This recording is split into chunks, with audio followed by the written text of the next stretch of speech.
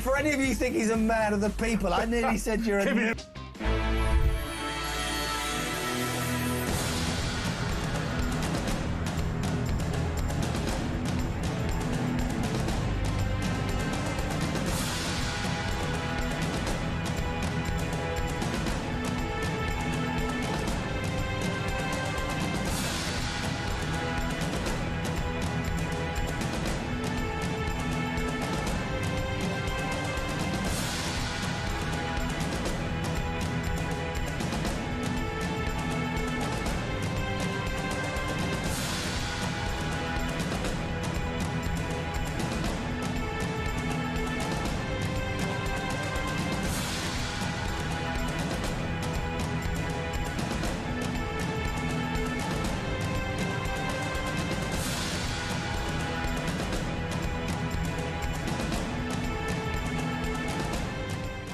How much, ladies and gentlemen, are fish and chips where you come from? We'll go to Jason in Crewe. Jason from Crewe, fish, chips and... Across the UK, on DAB+, on your smart speaker, on your smart TV, and on your side. This is Talk.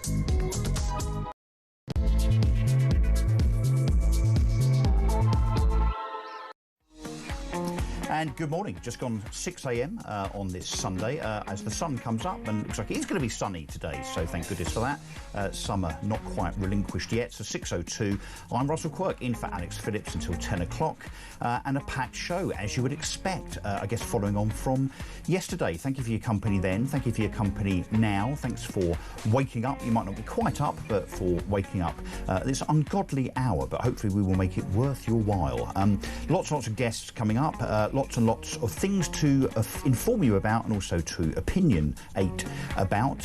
So lots of guests, lots of dialogue, and as ever, we would love you, I would love you, to get involved, which you can do by calling 0344 499 1000.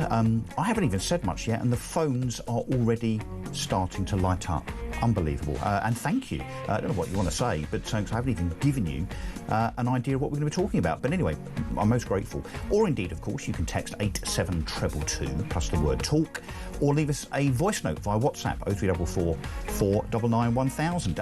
We're going to be talking later on about the latest on the Epping hotel saga, the migrant hotel there in Epping, and talking to Chris Whitbread, actually, who's the Conservative leader of Epping Council, with regard to his impending legal action in the coming days to try and stop that hotel, the Bell Hotel in Epping, from being used for the purposes of housing. Let's tell it how it is, shall we? Asylum seekers that are illegal migrants, many of whom are just economic migrants, with their hand out, in my opinion. So we'll be talking to him. I've got Charlotte Griffiths coming up, who's our usual royal commentators. We're going to be talking about Kate and William's fresh start, a new home and a new start. So we'll be talking about that. Lots of Trump-Putin, of course. Vladimir Putin has now broken his silence and has kind of agreed with Donald Trump, unsurprisingly, that the summit was a success. Donald Trump, by the way, has given it a mark of 10 out of 10. I suspect he might be a little biased, don't you? Let's play that out during the day to see where this is going, because, of course, no progress as such, but that doesn't mean that there won't be a resolution, albeit I suspect that Volodymyr Zelensky might want to be in the room, don't you think, in the coming days, which it looks like he will be, insofar as any deal and the conditions therein, because it is his country, after all, and he is the elected leader, so one would imagine that he would have some say, particularly if Donald Trump's going to start throwing things around by way of negotiating parts of the Donbass being given to Vladimir Putin. I think that is exactly what is going to happen. Pretty polarising, that, actually. Some, as you probably heard over the last few days on this channel, some commentators, Tobias Elwood, for instance, yesterday, say, no, absolutely not. The Ukraine should double down, more money, more arms, boots on the ground, face off against Putin. I mean, what could possibly go wrong, Tobias Elwood?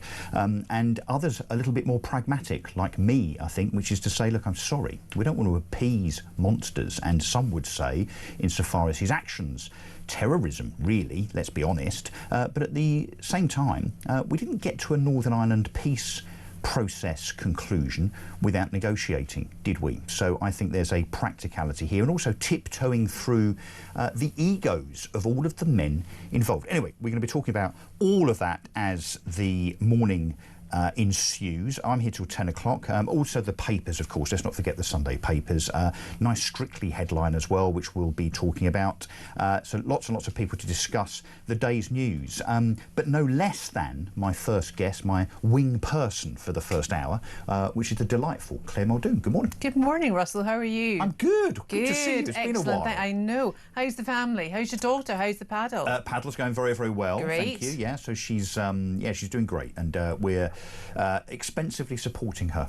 Firmly ensconced during summer halls at the moment, though. Well, she's still playing, so she's been to Barcelona training. We're actually on holiday. I don't want to show off or anything, but we're on holiday But you will. from tomorrow, yeah. And to my daughter's disgust, we said, hey, guess what's in the hotel? Guess what they have? They have 2 paddle courts. So we've booked every day she'll be playing paddle and training on holiday, which she's very, very unhappy about. But anyway, you've got to do this stuff. You've got to do this stuff. Well, you know, you need a bit of downtime too, though, Russell. You can't be beating that course. But and she'll be playing knocking those balls. She'll be playing me. Oh, so that'll be easy then. Well, it will be. So there'll be no challenge whatsoever. It's not as if she... More of a sparring partner than a training partner. More humiliation. Yeah, for you. Yeah, absolutely. Yeah, Being absolutely. beaten by 15-year-old. Love it. Talking about being beaten, should we talk about this Trump-Putin land grab thing? What do you think the solution needs to be here? Because as I was just outlining in my monologue at the beginning, I think it's very easy for people like Tobias Ellwood to say, well, look, what needs to happen here is we need to make sure we don't give in to Vladimir Putin. Well, we are 3 years in, by the way,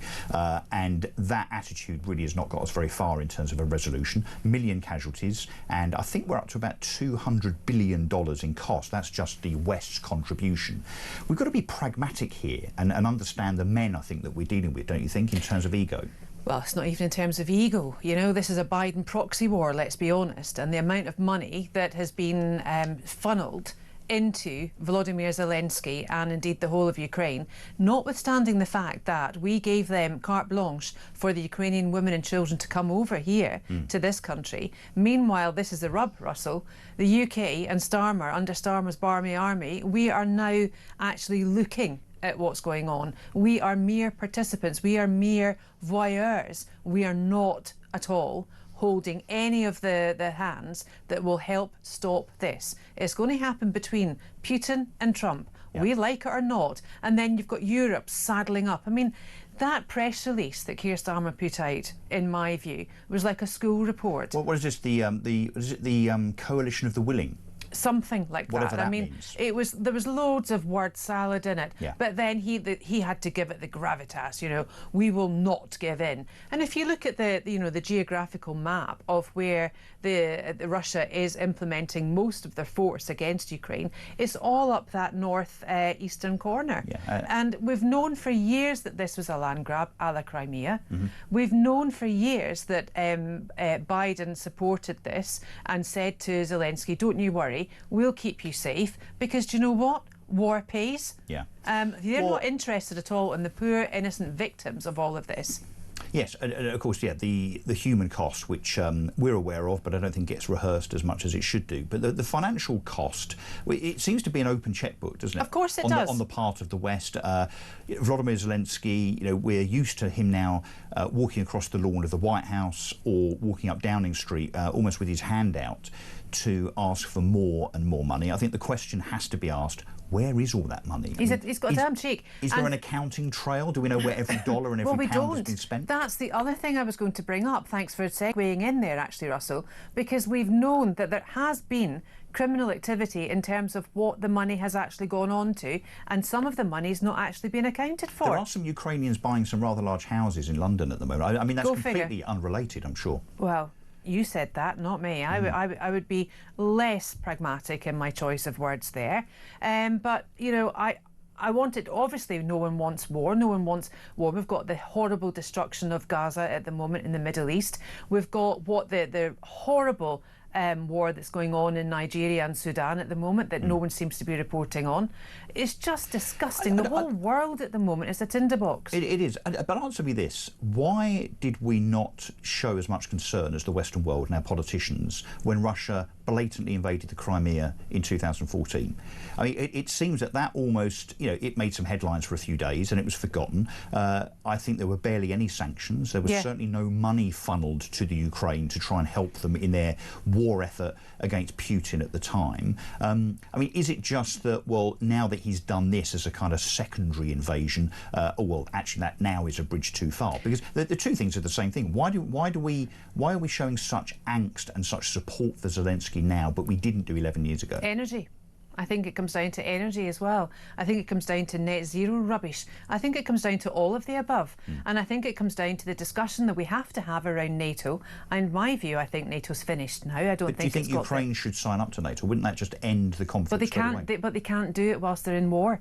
That's the other thing, and Putin knows that. And one of the things now, they're on about Article 5, that they can almost give them a hybrid version of NATO in terms of the Ukrainians joining it. Yeah. But because whatever the rules are, surely the rules can be changed. I mean, we can't, it's a bit like our government, all of the rules are this, that and the other. Well, hang on, you're there and empowered to change rules and regulations. So even though the rules might say, well, actually, because of a conflict being ongoing, the Ukraine can't join NATO, that can be changed. I mean, that of course it can. That actually, well, that does two things, right? So you end up in a position then where either that neutralises Putin and Russia and he has to withdraw, because then because he's then at war with the world, and that won't happen because of the ego of the man. Don't forget, this is a chest-thumping, bare-backed individual that likes having photos taken in the wilderness riding a horse. But he's also one of the only world leaders that openly made the sign of the cross at graves in Alaska. You don't see many heads of states doing that apart from the Pope. Yeah.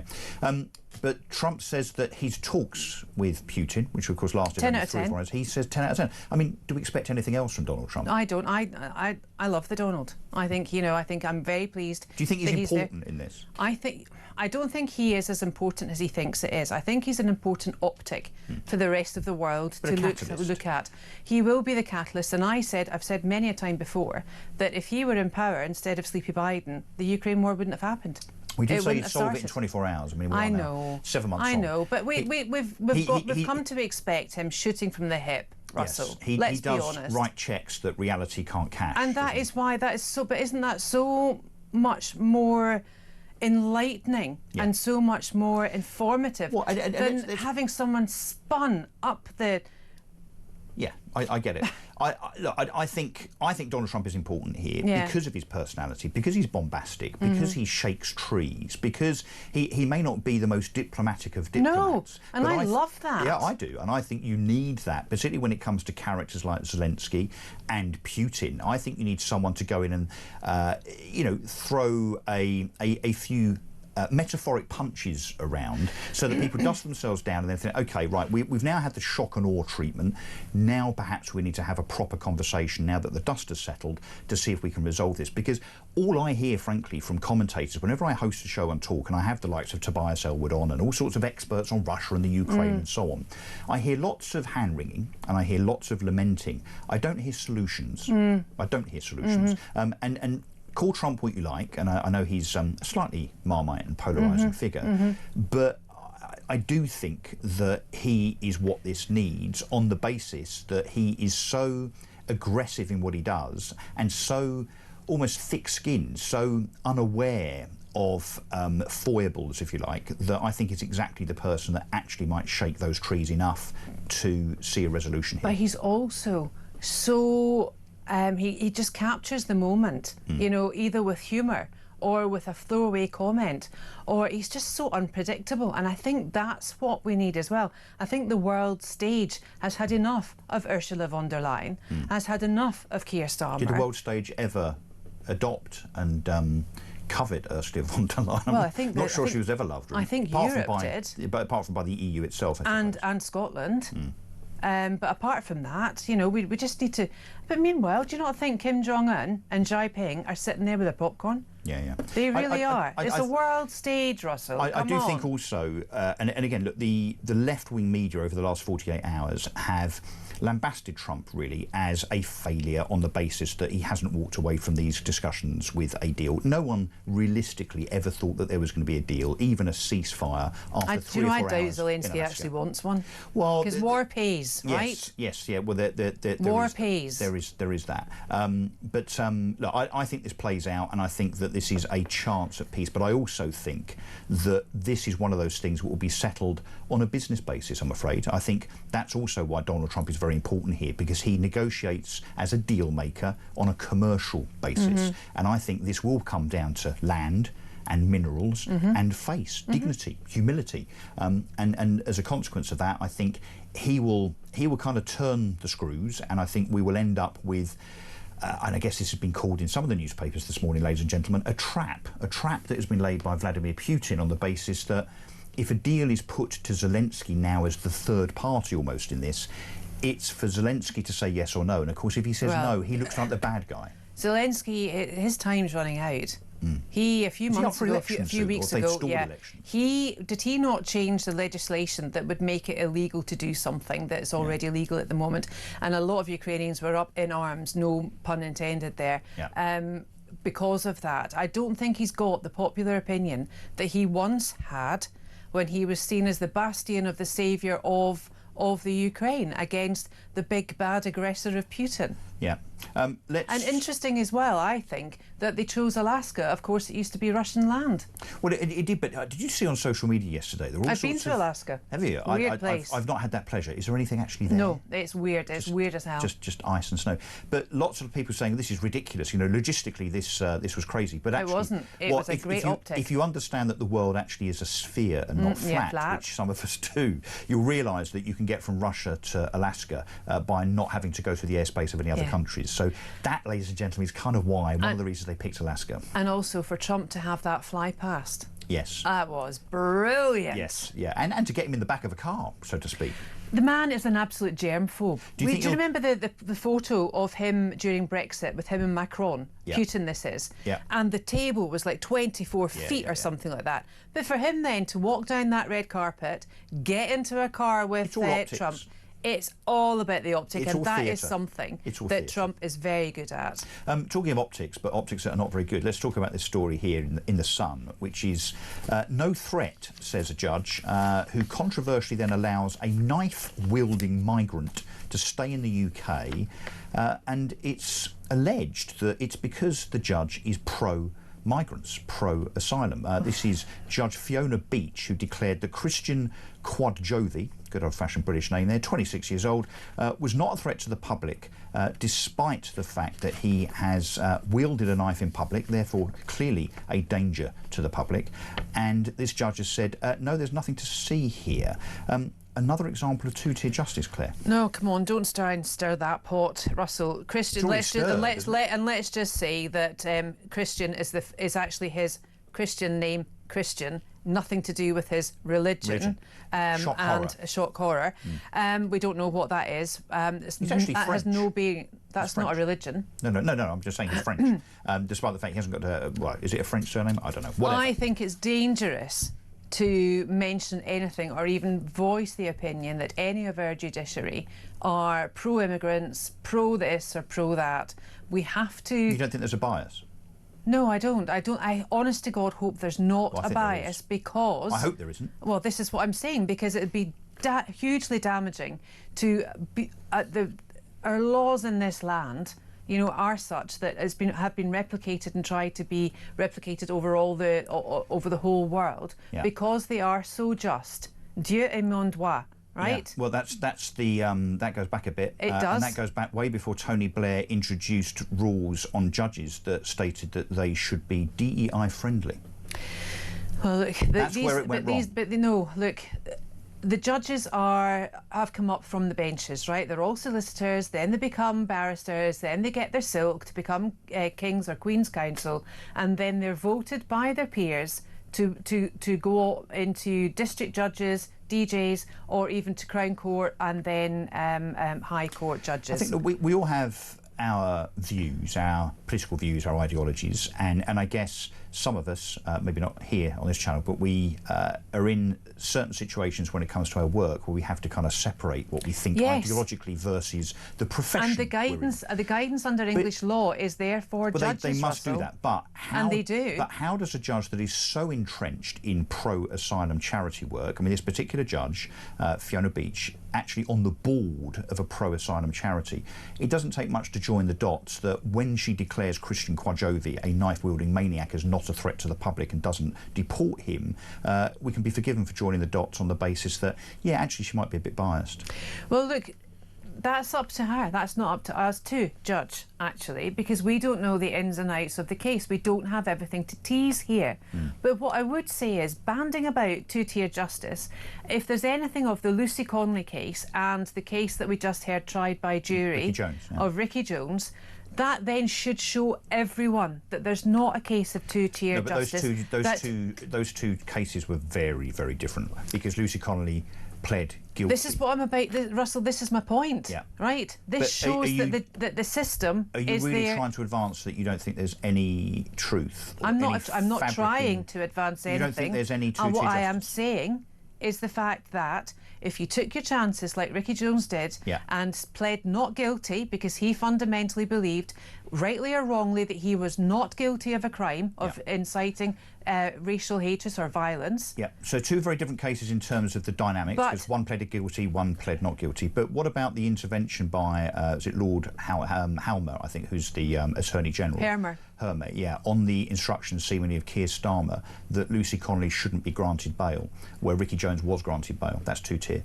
Is it? Yes, of course it is. Right, well, you need to because there's political intervention. Is the political intervention not started when Keir Starmer actually appointed Harmer? In my view, shouldn't have. Yeah. But Harmer should not be there to apologise for what's done. Politics and justice on a day-to-day basis should not interfere with each other. Justice shouldn't interfere with the just, and justice shouldn't interfere with justice. That's what's happening. So let's go to not just the judiciary, which I think there are cases to show and examples where two-tier justice is very evident, I think, in Britain, but also when it comes to instructions to the rank-and-file police in terms of the way they deal with protests. I think we've got an issue there. We have seen that in spades. I think the way things are presented in court, Westminster, Southport, Falkirk, Liverpool, Newcastle, Canary Wharf, Barbican. I mean, we are seeing an absolute difference between the way that the police deal with a certain demographic in protests, i.e. I would say generally, not always, but largely peaceful protesters worried about their community, versus sometimes left-wing masked Antifa thugs that seem to get away with anything, even though sometimes they're arrested and then immediately released round the corner. But if you happen to be, and forget for a minute Peter Lynch, Lucy Connolly and so on, the extreme cases, we heard from Peter Blexley yesterday that one of his friend's sons was arrested literally just for picking up his phone off the ground and was charged with violent disorder, thankfully thrown out by a judge because the police in a heavy-handed way decided to target.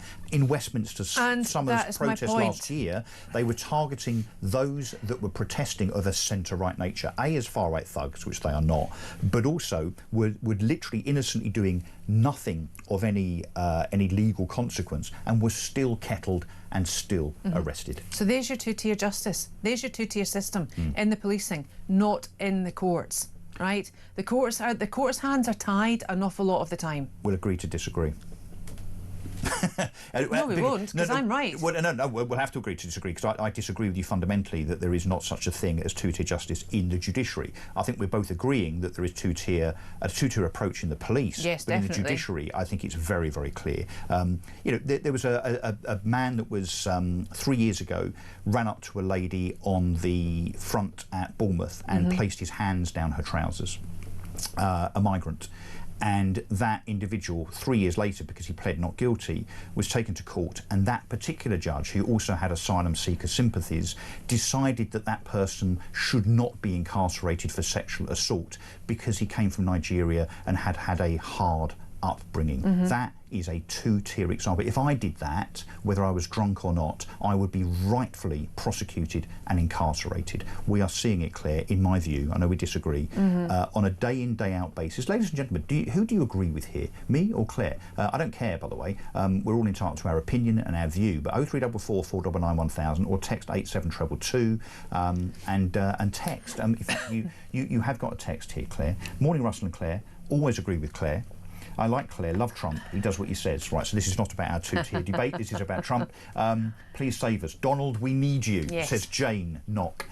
Yeah, look, we're definitely agreeing on that. So anyway, let's move on. So the number of kids suspended from school for carrying weapons soars to almost 80 a day. So hang on, this is children in school carrying weapons, including 25 a day in reception classes. So they would be what? 5, 6, 7 years? Yeah. 4. Really? Yeah, 4 or 5. OK, this is gobsmacking. So this is in The Sun. Let me just read you some extracts from this. So this is from Paul Sims, one of the senior news reporters at The Sun. Number of kids suspended from school for carrying weapons soars to almost 80 a day. Seized weapons include everyday school items such as scissors and dinner knives, but also Stanley knives, BB guns, and even taser stun guns, right? So this doesn't look like this is being spun. This is 14,700 yeah, it's actual data. Kids. It's fact. Yeah, sent home last year, up 12% from 2022. And there's some people saying that we don't have a problem when it comes to our children and crime, and in particular knife crime. Riddle me this, Russell. How could Sadiq Khan, right, I'm being London-centric here for the moment, apologies, but I'm talking about crime figures. How can the crime figures be lower, according to some news agencies? Well, they're not. Well, exactly. I've got two answers to that, because a lot of them aren't being reported. Yeah. And a lot of them are, if they are being reported, are being dropped. They're not actually being taken any further. So we've got dangerous thugs, we've got dangerous people, we've got dangerous school children, we've got dangerous toddlers. Come on, the world's not very safe, especially not here, is it? So what can we do? Parental responsibility, it's the parents' fault. Well, parental responsibility, although I think there are some parents now that think it's the school's responsibility. Of course there is, because they've been infanticised. Yes, but of course the schools then don't want to take responsibility because they don't want to be seen to be heavy-handed, biased, they don't want complaints from the children and indeed the parents. We all know how this plays out sometimes when there's an issue with a child at school. The school says to the parent, your child has brought a Stanley knife in and they're 5 years old. We're a bit worried that they might cause some damage with it. And of course the parents often, because they now feel humiliated and because they're having they'll get angry. Well, they're having the finger poked at them for being bad parents. Because guess what? If you allow your child to go to school, you are a bad parent. Exactly, you really are a bad parent. But you end up with this again ego playing out, which is to say that the parent then backs the child against the school. So the school then says, I'm just going to give up insofar as this kind of discipline thing. And then what you end up with is no responsibility, no accountability, children running riot, which clearly they are. And these 4 and 5 year olds, can we join the dots, do we think, to when they're 10, 11, 12, 13-year-olds on the street that haven't been chastised either by the authorities, school or parents, they start stabbing each other to death? It just plays out, doesn't it? Of course it does. Of course it does. But the other overarching thing is here, where do they get the things from? And I'll tell you something. When you apply for a school, I've got 4 children, right? Well, my youngest is 21, my eldest is 27, right? It's been a while since I've had to have the tingling of, and give them a good spanking and good slap. But also, when you apply for a school place, right, you apply to the school, you then sign an agreement, right? It's like a contract. Yeah. You sign that contract, you are giving your parental responsibility over to that school to take temporarily in locus parentis to look after those children, to bring them up in the views, the faith, if so, but with the moral fortitude that you have as a parent. But you have to instill that in the child before you get there. Yep. It's more for keeping them safe, teaching them, and actually giving them social skills as well. Schools are not there to brush teeth. They're not there to feed children free meals. They're not, some of them, they're not there to change nappies. Yeah. They're there to educate. And let's just remind everybody, Claire, that this comes in the aftermath of Harvey Wilgoose, 15 years old, who was stabbed to death goodness me, yes. by a pupil of the same age at a school, not outside, but at All Saints Catholic High School in Sheffield. Yep. In February, his mum Caroline is calling for knife scanner arches in all schools. I mean, we're turning into the United States with knives. It's just so sad. It's so sad. Sad and a little bit pathetic that no one wants to stand up and take responsibility. You know, unfortunately, politicians continue to wring their hands. Parents want to pass the buck to schools. Schools want to admonish themselves of responsibility if they're worried about the consequences. And worried about school safety for their teachers. Yeah. Staff safety. Yeah, I mean, indeed. that's paramount as well. Let's go to a break. We've done half an hour of this. We're largely agreeing, not entirely, but that's good, isn't it? Because we have balance in this home of common sense at Talk as it is. It's 6:30. We're going to take a break now. When we come back, we're going to be talking about... let's talk about Suella Braverman, shall we? So she's taking a lot of credit at the moment. We certainly won't be paying any attention to page 17 of The Sun of Boris Johnson's bare torso. Yeah, let's not do that. In a Putin-esque type display of Brokeback Mountain. masculinity. I'm Russell Beer and Quirk. crisps. This is Talk Breakfast. Back after this.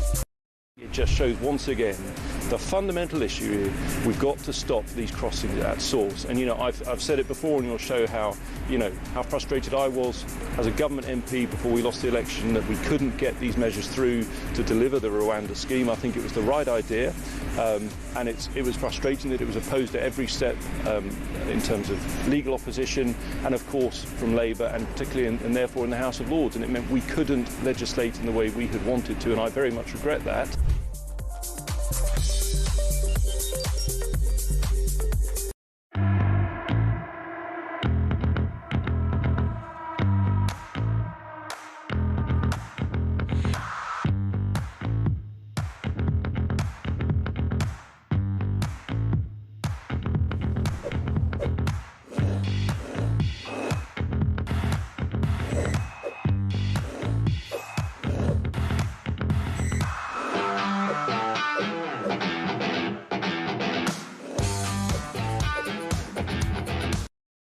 Across the UK, on DAB+, on your smart speaker, on your smart TV, and on your side. This is Talk. Welcome back to this Sunday morning. This is Talk Breakfast. I'm Russell Quirk, in for Alex Phillips, just gone 6:30. Still joined by Claire Muldoon. We're rattling through the day's stories. Now I want to get on to the credit, Claire, that Suella Braverman seems to be taking for stopping Labour housing migrants in our town. Now, all very worthy for a Member of Parliament to step up. I think actually she's becoming a little bit more visible recently, particularly when it comes to issues of a migration nature, which some might say is a little ironic, given that she was the Home Secretary of Great Britain up until only, 3 or 4 years ago. You could argue that despite the fact that she's grandstanding now to say, hey, we're stopping Labour housing migrants in our town, this is Waterlooville, which is a real place apparently, what was she doing when she was Home Secretary then? Not much, perhaps, we could argue. Figure me that, but Suella... OK, she might be looking now as a grassroots MP to thinking what do her constituents actually want. And every time I hear of Waterlooville, I keep thinking it's a made-up town, it's not real, and, you know, it's not It's really in Hampshire, happening. everybody. It's in Hampshire. Or Waterloo Road, you know, that iconic soap that all these children seem to be on, that witness knife crime, that witness everything else. But anyway, it's not. It is a real place in Hampshire, and she is a real MP. Yeah. And her husband, of course, has defected to Reform and now left Reform. Yeah, very quickly. And I mean, he was only a member for a few months, wasn't he? I don't know what happened there exactly. Well, but, I don't know, but everyone thought that she might actually walk over and join Reform as well. Yeah, I'd be surprised if she doesn't, on the basis that, I mean, the way she's grandstanding, she fits the Reform MO, doesn't she, in terms of her she politics? Really does, but she's also... I mean, do we think she's waiting? Politicians don't do anything in the public for nothing. No, well, they also Okay, let's only... be honest, and this is August, this is quiet time at Westminster, this is generally the time that we can all put our feet up and, you know, relax a bit. And yet there she is, out rallying her the troops and saying, you know, well, I stopped Labour using housing migrants to house them in our town, and I stopped that. It's a victory for ordinary folk. Well, is it, Suella? Is it really? I think we just... I mean, so what is she up to here? Because you're bang on in terms of politicians do nothing for nothing. So, and it's normally to preserve themselves in terms of the safety of their seat. I'm not quite sure what Suella Braverman's majority is. Maybe someone behind the glass there can give us an idea of that, because she will presumably, as most MPs will, particularly on the Conservative side and Labour, be thinking about her seat, albeit, you know, another 3 to 4 years off. Is she testing the water here Absolutely, to see she whether she should defect to Reform Absolutely. or stay Conservative? It's Suella's litmus test. Or is it another little go at the leadership? Because, look, you don't think so? No. She's had her time in that respect. I think she's had her time in that respect, and I don't think anyone that has any political ambition would want to take over the head or the leadership of the Conservative Party, because the Conservative Party is the one that's failing in most of the polls. Yeah. It's really not doing well at all, albeit I think Kemi is doing a better job than anyone else at the moment, and it is, as I said, it is a poison chalice. I don't think Kemi Badenoch will be the leader of the Conservatives at the next election. Do you think it'll be Robert Jennings? I hope not. But why anyway, do you hope I just don't think he is the best man for the job either. Do you think he's authentic in his right-wing credentials? I don't think he's authentic at all. I think the whole shtick with him doing the whole underground thing was just a pastiche at theatre. best. A bad Edinburgh Fringe at worst. So what are we saying here? That whether it's Suella Braverman or Robert Jennings? It's not Suella Braverman. She's not doing it for that. No. But what I mean is whether it's to preserve their seat and to get re-elected, or whether it's to become leader. All of this stuff, rather than it being about constituents and country, it's about them. It's selfish. It's about self-preservation. Yeah, but she's everything they framing do is about optics. But she's framing it as, you know, her being an MP for her constituents. Yeah, but you know, she's putting the Conservatives back out there as a party to reform with a small r the issue with migration that we have and immigration with this country. I think it would be okay if she hadn't, some would say, failed as Home Secretary, in that under her tenure there was certainly no reduction in illegal migration by way of small boats. You know, she was yet another, she wasn't the only one, Priti Patel also, you could argue, Home Secretary, frankly, that oversaw an increase.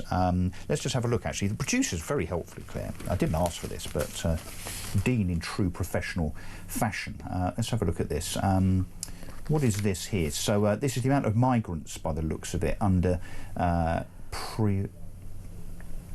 So what? Yeah. So this is so she received 17,561 votes against Labour's 11,400. So it's a comfortable majority of her seat. But the swing against Suella Braverman in the last election was 26%.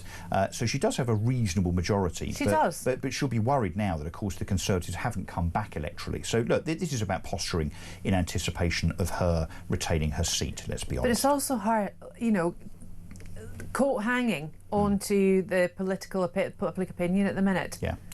And also taking the credit for something that really was not much to do with her. Philip Munday, by the way, who heads up the local Havant Council's Labour, Liberal Democrat and Green coalition, what a thought, has accused Suella Braverman of seeking to exacerbate fear in the hearts and minds of our concerned residents on the migrant housing issue, and said her comments on it were deeply inappropriate, potentially inflammatory and ultimately misleading.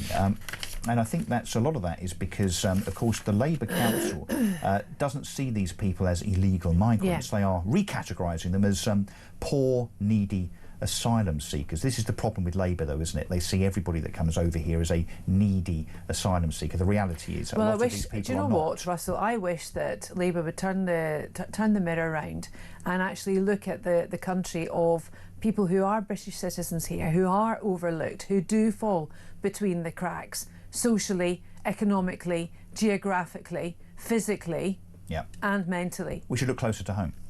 Charity begins at home. That's what I've said all along. That adage. No, I think you're right. And when you've got veterans on the street, there was a story yesterday I saw in the press where a young single mother had been evicted from, I think it was a private rental property, because the landlord had done a deal with government to house migrants. And even one of the migrants, one of 5 migrants that moved into that property, said he was embarrassed that a young British single mother and her children had been slung out of a home to make way for him and 4 migrants. That is the state of Britain, ladies and gentlemen. What do you think about all this? 0344 499 1000. Text, as many people are doing already, even at this ungodly hour, 6:40 on a Sunday morning. 87222 plus the word talk. I'm still with Claire Muldoon until 7 o'clock, I think. When we come back, let's talk about shoplifting, because that is definitely something that raises the heckles of the talk audience, particularly when we tell you what is being suggested in order to solve the problem of shoplifting. Bearing in mind last year there were 500,000 incidents of shoplifting, and they were just the ones that were reported. Bearing in mind, as a shopkeeper now, you probably don't even bother reporting shoplifting now, because guess what? The police do precisely nothing about diddly squat. Diddly squat, exactly. I'll be back after this.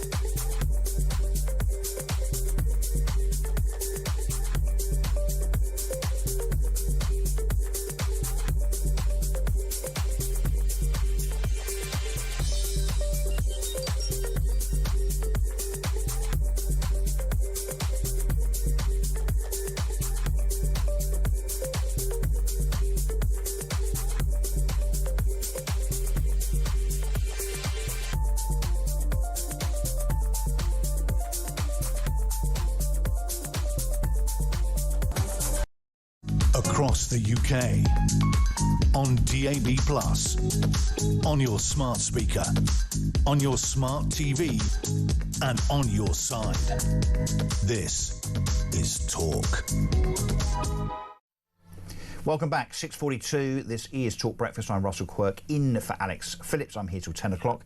Peter Caldwell, of course, follows me until 1 o'clock. But yes, me until 10, and me and Claire Muldoon until about 7. Let's talk about the other thing that irritates us almost as much as the migration problem in Britain, and that's shoplifting. Something that now is being largely ignored, it seems, by police and the authorities. And bearing in mind, this is not a victimless crime, is it? Because you think about poor shopkeepers, and I mean those that own a shop. I'm not talking about the likes of Morrison's, Sainsbury's, Tesco's, all the rest of the those others. hard-working shopkeepers that are probably working 16 hours a day, that go and get 7 days a week now. Spar hours, we used to call it. 7 to 7, 7 to 8. And they're working and working and working, and then they go and get hundreds of pounds worth of stuff, Nick, which they then have to pay for. So that comes directly out of their living, out of their income, or indeed they have to pass the cost on to us. But it does seem now that, a bit like in the United States, in some Democrat states, that shoplifting is really not seen by the police and the authorities as a crime anymore. Well, we've got up to £200. That's the limit. Free. It's almost £200 free. Yeah. Don't help yourself. I happen to be, my local BP station in Shenfield, which is also a Marks and Spencer's. I walked in there last weekend, and the manager, who I know in passing, was standing there on the phone looking out of the window and the doors of the BP. And I said, "Are you okay? You look very perplexed." And he said, "Oh no," he said, "we got the shoplifters are back." And I said, "What do you mean, the shoplifters?" Yeah, I well, said, they know them. I said, "You know them?" He said, "Oh yeah." He said, "They come in almost every day." He said, "There's 4 of them." He said, "They wait for the coast to be clear. They rush in, they take, and they're not taking milk, butter and eggs for their family, No. Claire, are they? No. Do you know what they're nicking? Steak, Yeah. wine, Pizzas, beer, yeah. salmon. Yeah. You know, and they don't seem the demographic really to be consuming salmon on bagel, frankly. Russell. Anyway, and I said, "So what do you do about this?" He said, "Well, he said, I can't do anything. So I'm not allowed to actually chastise them or intervene. I can't stop them, even though I'm watching them walk out the store with armfuls of goods." I said, "But what happens when you call the police?" And he just literally laughed in my face. He said, "Well, I've just done that." He said, "And they said, if they haven't committed an offence, there's nothing we can do." He said, "My reply to the police was, but by the time they've committed the offence, they've gone. Then I ring you and you turn up maybe 2 or 3 hours later." Yeah. So I think, okay, that's anecdotal. That's just one. And people watching and listening to this might have their own experiences in terms of the police in your area being far, far more adept. But I think it's fair to say that the police have given up on shoplifters, except to say, Claire, this particular story here in the Telegraph, which, believe it or not, this is Lancashire Constabulary, which is saying that what you should do as a shop owner is to have, and I'm not kidding you, by the way, this is not April the 1st, this is an edict, a diktat by Lancashire Constabulary saying that you should have greeters saying hello to customers at the door of your store in order to deter shoplifters. This is not a joke, Claire. Well, with the social demographic up and down the country now, you'll be saying hello in lots of different languages before anyone can get actually through the door. Yeah. Now, I've witnessed a lot of stealing of things in supermarkets and shops and everything else, and it's the most horrid thing because it's rabid, right? You know it's going to happen, and it happens. And I daren't say anything which is completely going against the grain of my moral compass, because I'll tell you why. 1, I don't know if the person is armed. 2, the person is more than likely under the influence of either drugs or alcohol. Yeah. And 3, I think, really, but funnily enough, even me, which I prefer to give people the benefit of the doubt, and I know there's a lot of naysayers out there and goodwill gesture people and say, well, they're doing it because they need it, they've got no choice. No, that's not the case. That's not what I've witnessed. They're nicking stuff to sell, or sometimes it's part of an organised crime ring, the same as pickpocketing and so on. They're not stealing to give to the poor. They're not being Robin Hood about it. No, and that's why, you know, when it's and they'll actually gangs of people in Oxford Street nicking Nike trainers and laptops. Yeah, that's not to feed their kids either. But listen to this. This is an online guide that has been produced. This is very helpful. I'm saying this very sarcastically, everybody, by the way. And it's called How to Deter a Shoplifter. Well, I would suggest it's police officers and courts and prison. But anyway, apparently Lancashire Constabulary, everybody, thinks somewhat differently. They say, and I'm not making this up, let me just read this verbatim from the top of this story in the Telegraph. By greeting genuine shoppers, not only does this provide a positive impression of your store, it also deters potential shoplifters. An offender is less likely to shoplift if they sense that they are to be seen and noticed by staff, or indeed if you're just nice to them. That's not true, they're just so blatant. There's absolute rubbish. Can you believe that Lancashire Constabulary, no wonder we have such a problem with our police, when someone who presumably has a semblance of intelligence what are you going to say? says that, yes, that's right, lots of different languages. Bonjour. But they truly believe that the answer, rather than it being a question, as I say, of a greater police presence, being tougher on shoplifters, actually arresting them, taking them through the court process and making sure they go to prison so they understand that, guess what, it's a crime. Instead, we should be smiling and saying hello sweetly to them. It's a crime that this is actually in print. It's a crime that they're asking us to do this. I say to that, arrivederci, ciao. Yeah, I mean, it's but we've seen this a lot.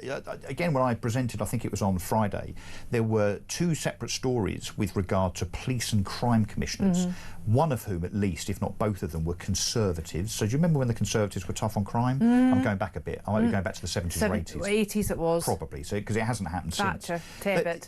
They were suggesting, one suggested there's absolutely nothing the police can do about shoplifting. I mean, seriously.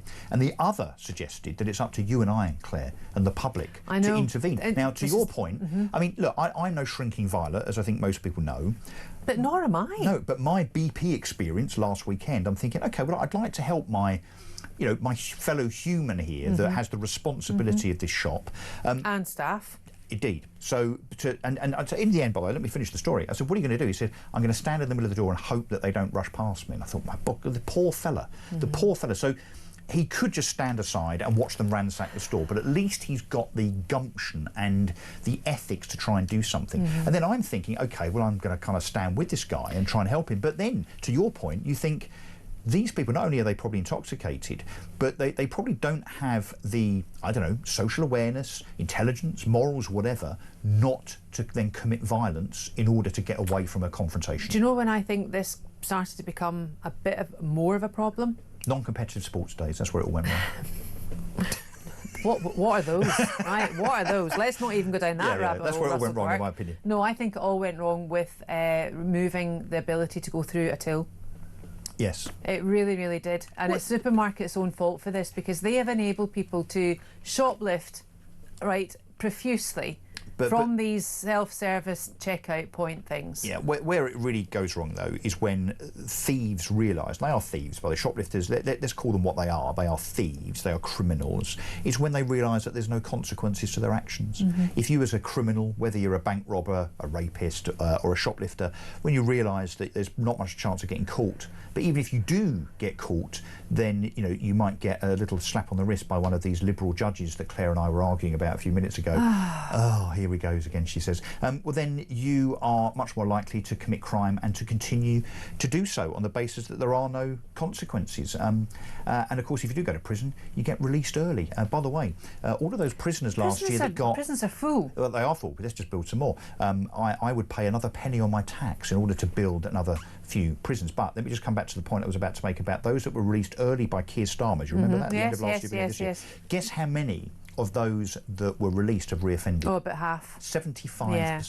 Who knew? Well, the guy that was released then went to his ex, beat her up a bit again. Yeah, I know. And then it's just... But isn't that an obvious consequence? But, Russell, I remember, and I actually was very much for this position being given to Lord Timpson as prison czar. Oh, the cobbler. Yes, who's a great man, built a great business.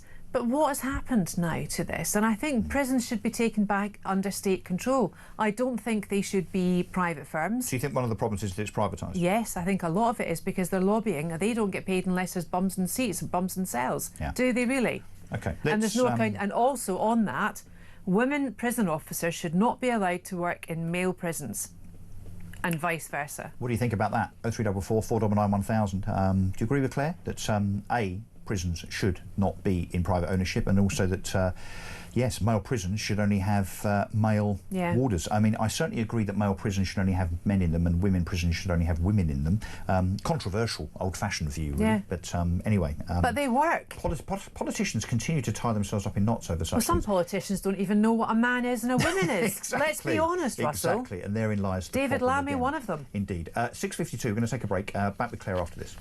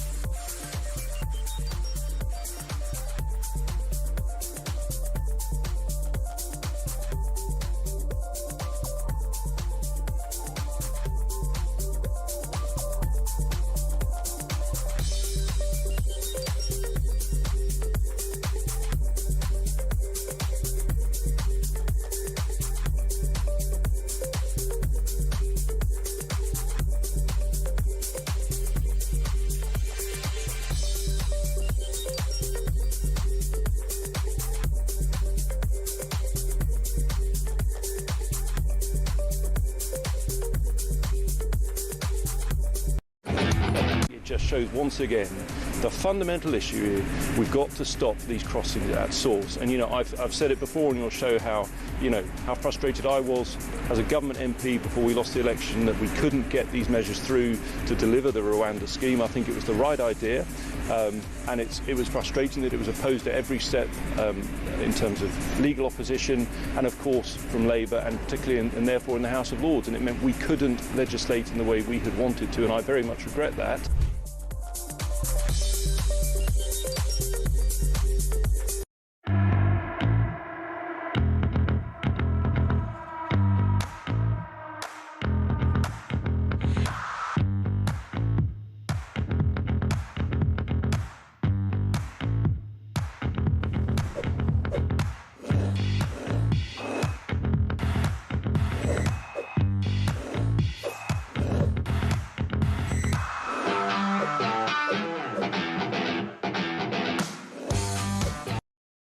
Across the UK, on DAB+, on your smart speaker, on your smart TV, and on your side. This is Talk. Welcome back, everybody. It is 5 to 7. I'm still joined by Claire Muldoon. We are rattling through the stories that are of the day and in the papers. But lots of you are commenting, actually, on the stuff that we're commenting on. So comments on comments, particularly about the combination, the new combination, maybe the new Eamon and Ruth, which is Russell Quirk and Claire Muldoon. Who knew? Well, they're no more. Well, no. Well, there's a gap. There's a gap to fill. So Tim says, Russell and Claire, I'm listening to you intently, and we thought the troubles of the 80s were bad. Yeah, sorry if we're putting a downer on your Sunday morning. We don't mean to, but we are informing, bringing you the news and opinionating about it, and hopefully somewhat entertaining. We've got another one here that says... I've got to call you out on this, Claire, actually. Where is it? You have a go at calling me out for something, Russell Quirk, and see where that gets you. I love Claire. Says Mark. Doesn't give his surname or his location because he's scared of you, I suspect. But she's 100% wrong about two-tier justice. It's everywhere. What do you say to Mark? Mark, where are you? I mean, for heaven's sake. Wake up, smell the coffee, have a coffee. Right, I'm not wrong, I'm never wrong. Claire's never wrong. Michael says, good morning, Russell and Claire. Great combination. Oh, how the world has changed since I went to school in the 40s and 50s. Where did Bob a Job go? God, you remember that? Gosh, Michael, that was a scout thing, wasn't it? Where the scouts and cubs used to come round and clean people's windows or mow a lawn or kids used to come and ask to clean your cars. And you had a wee sticker you put in your window to make sure that no other one... It was almost like a passing lantern over Passover. Hang on, the text gets a bit more sinister. It says, I proudly wore my Scout's sheath knife with its 6-inch blade anywhere. Well, you couldn't do that now, could you? Well, actually, you could in certain parts of London, and you'd get away with it. What happened to the Boys Brigade, helping boys grow up knowing about duty and right from wrong? I worry about my grandchildren. Hopeless politicians at all levels. And there's no identity either, Michael. There's no identity for these young lads coming through. There's no identity either for young girls coming through to be safe and fervently safe in their own bodies. They're told they can be anything they want, which is ludicrous, and it's child abuse. Yeah, my daughters go to a certain school in Essex, and one of them came home recently. They won't be listening to this because they're teenagers and they won't be up for another 6 or 7 hours probably. But they informed me that there are 2 children in that particular school, which I won't name, that identify as what are known as furries. Furries or furbies? Furries. Yeah. They are cats, apparently. My response to that was, I'd love to be the head teacher because I would be putting them down a tin of Whiskers at lunchtime every day and making them go to the toilet on a litter tray. On a litter tray, yeah, I agree with you. Another text. Stuart Brown, I'm sorry, Claire, it's against you. I think it's more than obvious that there are far too many woke DEI brainwashed left-wing judges making ridiculous decisions in our justice system, and it needs sorting ASAP. You know what the answer could be? What? Elected judges, like in the United States. No. Well, it's already politicised. I know you disagree with that. But can we talk about Neil Kinnock? Yes, let's. Do you remember Neil Kinnock? I do. Remember him falling in the sea, falling in the sand, remember? I'm saying this with again, my usual inverted commas, which someone took the mickey out of me on Twitter for saying all the time yesterday. But if you're listening to this, you won't know if I'm being sarcastic. Neil Kinnock, the best Prime Minister we never had. Yeah, well. Chortle. So he That was actually John Smith. Oh, was it? The best? No, it was right about that. But I think he enabled Tony Blair to get in. An untimely passing, indeed. Yes, exactly. I still remember that morning. I know. I still remember that morning. Brilliant so politician. Neil Kinnock, the ex-Labour leader, going back to Lord Kinnock now. Lord Kinnock, mid-90s. He says we must scrap the two-child cap on benefits. Now, there's all sorts of political confusion over this because, of course, the Labour Party uncharacteristically has said that they, for now, are going to retain it. It was introduced by the Conservatives. Even Reform have said, Nigel Farage has said, and this is very against the grain of Reform ideology, I would suggest, Claire. The Reform Party have said that they would also scrap the two-child cap. So, in other words, you would be able to have benefits given to you on further children born. Now, I think that if you can't afford to have kids, you don't have any more kids. Claire? This is not what this is about, right? This is not about paying like your single woman, single mother to have more children so she can move up and get another room in a council house. You're probably going to have to continue continue this. This is not what this is about. This is why you're going to stay for another 15 minutes, because we're running out of time, so we're going to go to the news, or you might not stay. There's no way you're walking out. I'm off. Let's talk about this after the break. Looks like we're not going to agree, everybody. Do you? 0344 499 1000, or send us a text 87222. Dean's locking the doors. Claire's staying for another 15 minutes. I'm Russell Quirk. We will be back after this.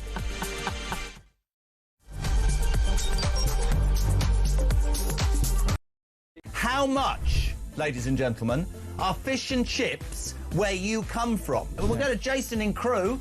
Jason from Crewe, fish, chips and peas, £7.50. It's the best chippy in England. Janice in Leeds, go. Regarding fish and chips in Leeds, it's between £9.50 and £12.75. Whitby, how much is fish and chips? 3 of us, fish, chips, peas, I think one of us carry sauce, 3 cans of pop, just short of 70 quid. £70? That's 23 quid a head, man. Even my maths does that. Very quickly, a voice note. Campbell in Scotland, go.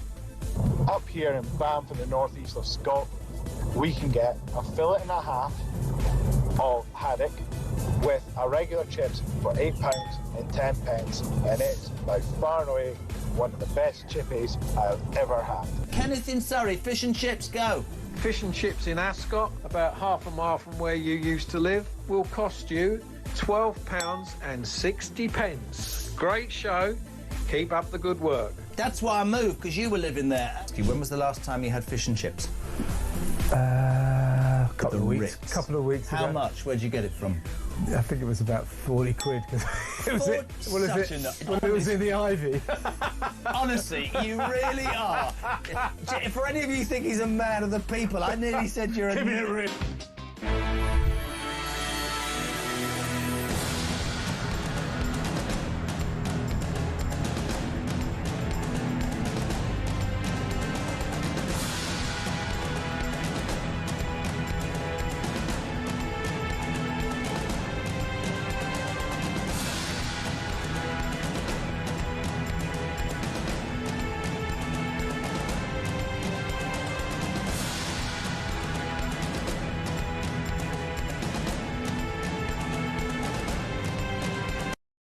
Across the UK, on DAB+, on your smart speaker, on your smart TV, and on your side.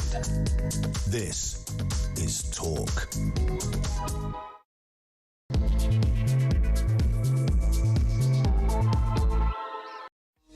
Welcome back. Just gone 7 o'clock. Good morning to you if you're just getting up. I'm joined by Claire Muldoon in the studio now, just for the next 15 or 20 minutes or so. We're going to carry on the debate. Don't push it. Yeah, the debate. Well, she was going to leave just now. Make your mind up. You were going to leave the studio. I've got to read you this, though. This is a text that's just come. We're getting lots of texts about the me and Claire combination this morning. This is a text that's coming in. Now, I'm going to read you, first of all, what it says because of the punctuation, and leave you to kind of understand what it actually meant to say. Good morning, Russell. It's always a pleasure to see Claire. She is the best Sharon. I think it means to say she's the best, full stop, Sharon Miller. But basically, it looked, when I first read it, I've got to say, it looked like it was an insult and someone was calling you a Sharon. I wouldn't have taken that as an insult. It's maybe Freudian just on my part, because you and I are going to disagree. Is your wife called Sharon? No, it's close. Carolina. Caroline is my wife. Right, let's go back to this story. This is the old Labour Guard meddling. This is Gordon Brown and Neil Kinnock getting stuck into something where they're obviously trying to put pressure on the current Labour government to reduce the 2-child benefit cap. So that is to say that... Scrap it, not reduce it. Scrap it, sorry, yeah. So in other words, in the future, the more children you have, the more money you get from the state, because, of course, the benefits bill is not big enough. Lord Kinnock says that the move could be funded... Oh, yawn, yawn, here we go again. By a wealth tax on the top 1%. Sounds like Richard Bergen, that lefty idiot, in my view, that, yes, doesn't understand what the Laffer curve is. Claire, you and I disagree on this, don't we? Yeah, well, let me tell you why you're wrong. OK.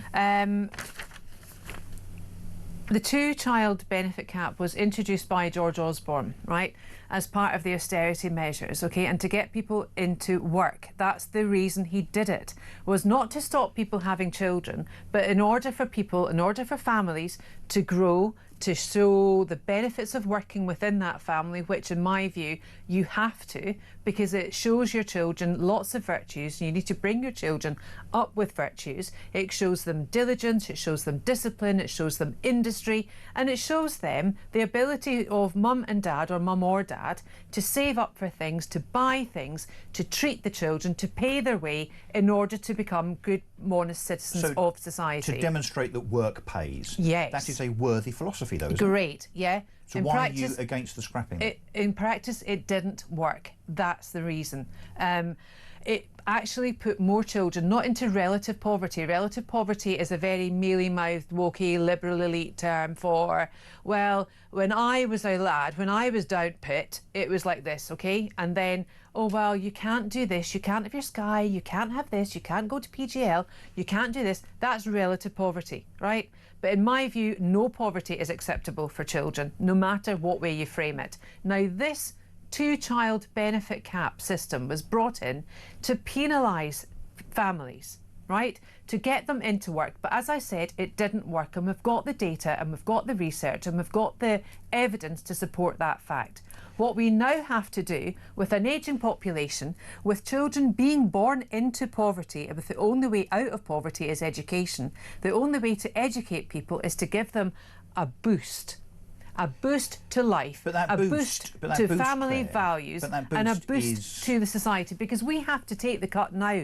Okay. Russell, and we have to make sure... That boost is surely working. I mean, there are 1 million vacancies in Britain right now, but why should I, as a taxpayer, subsidise someone... It's not just you that's a taxpayer, I'm a taxpayer too. All of us are taxpayers, but, you know... Even people on benefits are taxpayers. Being selfish just for a second, why should I subsidise someone that wants to have 6 children and allow them to have an increasing level of benefits because they don't want to go out and work? Because it's not just that demographic, Russell. There's people who fall into, like the single mother who was evicted from her house for the landlord to put in illegal immigrants, asylum seekers. But there are other benefits available to those people. I mean, we now have how many people on universal credit?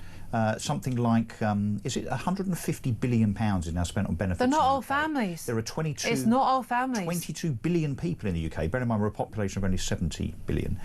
70 million. 22 million people on benefits in the UK. We now have 1.5 million foreigners, people that weren't even born here, on universal credit. Yeah. This benefit system, this benefit gravy train, is out of control, and that is why 600,000 children will be taken out of poverty by the stopping of this child benefit cap. Yeah. And any child, as I said, any child living in poverty is Dickensian. But it's wrong, and it's a very sad indictment of society, Russell. Claire, a lot of those people in universal credit, a lot of that money will be a housing allocation for it that will be going to private landlords. The problem with the poverty argument is that you can apply that, particularly in the southeast where the cost of living is high, you can apply that to anybody living on the breadline, so to speak, and say that therefore we should just increase benefits generally. More I'm universal not saying credit. that. Yeah, but that is the poverty argument that No, you're it's advancing. not. No, it's not. Poverty is much more than paying rent, Russell.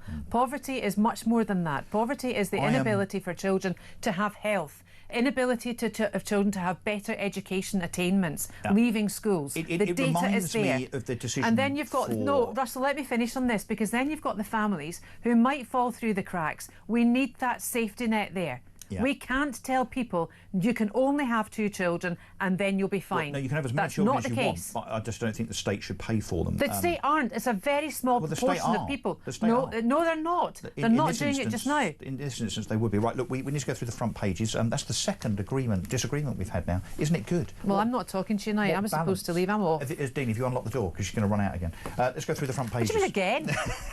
I didn't make it the first time. He didn't. He stopped you. Right, front page of the Sun. Yep. BBC calls in cops in Strictly Pro. Oh, let's talk about Thomas Skinner. Well, I let's like do that Thomas as well, Skinner. because yesterday it was announced what the lineup is. Yep. I mean, some of these people I've even heard of, Claire, for Strictly. Thomas Skinner is one of them. He's a fellow Essex boy. I'm delighted that he's going in. Not everybody's happy. Apparently he's polarising. Lorinda Kaur, my friend, inverted commas, another inverted commas there on Twitter, thinks it's disgraceful that Thomas Skinner should be allowed to go into Strictly. Why is it disgraceful? In fact, there's an independent journalist has written today, is it Rachel McGrath, I think, who has said it's appalling, it's disgusting, because he has a checkered history, a checkered past, he's lived a life, he should not be allowed on Strictly. What, does that mean that Boris Johnson can never be a contestant on Strictly then? There's never been a past more varied than his, I'd say. Yeah, no, well, we've all got a past, haven't we? Of course we have. Yeah. And that should not be a burden. That should not be, you know, the skeletons in the cupboard. It should not be a pathway unless you're a convicted murderer. I rather suggest that Thomas Skinner represents more of the majority of this country than certainly any politician, and probably most of the celebrities that are about to put on their dancing shoes for the BBC. Right, Strictly. where do you want to go tonight? We've done a lot of stuff around it. Let's do the front page of the Star, because it's always funny. I love the Star. Beware of the lager lout gulls. There it is, so you can see it. Drunken rowdy seagulls are pinching pints in parks and even picking fights with bin men. Yes. So I hate seagulls. We all know what happens on the seafront, where gulls come down, they nick your chips and your ice cream. Well, now they're apparently stealing beer. Wow, well, they would. This is the 21st century. This is 2025. Seagull louts. They'll actually, what they should have done here is actually superimposed wife beater vest on there, like, you know, the Stella Artois vest. I shouldn't laugh about that, but yes, I know exactly what you you know mean. exactly what I mean. I do.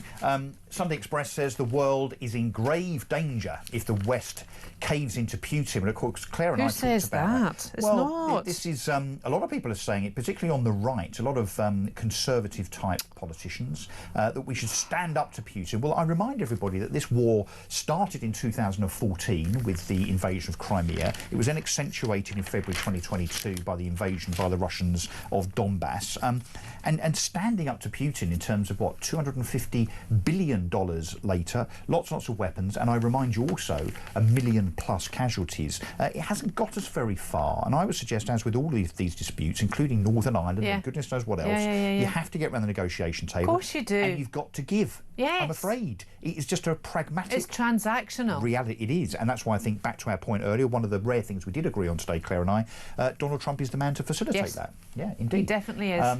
The people, though, say, and they would, that Vladimir Putin ran rings around Donald Trump.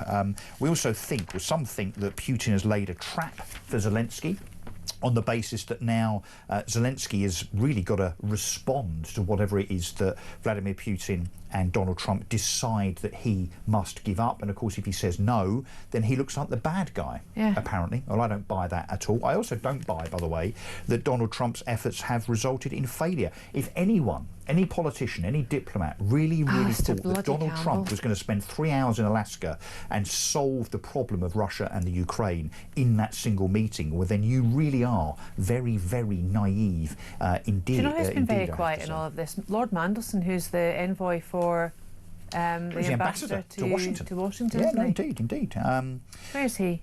Yes, well, where is he indeed? I don't care where he is, actually. Should he be piping up, do you think? Well, I don't think he should be in that position in any event. Yeah, that's another story. The person that amuses me in all of this, though, and he's obviously not my favourite person, it won't surprise anybody to learn, is Starmer, of course. Starmer seems to continually jockey for position when it comes to Ukraine, with his sharp elbows, trying to make it look as though he's somehow relevant and important. He's really not, is he? No. And that's what I said at the top of your show. He's merely a spectator, and the reality is that that's the rub. Yeah. Ursula von der Leyen, etc., are all there, you know, cosplaying up together, you know, saying this, that, and the next thing, and he's just the footnote, if even. Well, they're all jostling for a Nobel Peace Prize. Who knows? Donald Trump might even win it. Nominated Trump for that. I mean, you could not make this up. Yeah. And did Modi do it too? Yeah, no, indeed. What else? The racing fraternity, as in horse racing, is going to go on strike, says the front page of the Sunday Times. This is horse racing is going to take an unprecedented step of going on strike next month, cancelling all meetings for a day in protest at the proposed betting tax increase. That's yet another tax increase by our friend Rachel Reeves. Wait for some more. She's no friend of mine. Well, she's no friend of pensioners, working people, farmers. I mean, she's no friend of a lot of members and elements of society, she, Rachel Reeves, but just wait till November, until the next budget, because she came for us with 20 or so billion pounds worth of tax increases in the last budget, plus then, of course, the spring statement when where is the she autumn imposed budget? more. It'll be in November, and I suspect that she will impose maybe a version of a wealth tax, although they've denied doing that.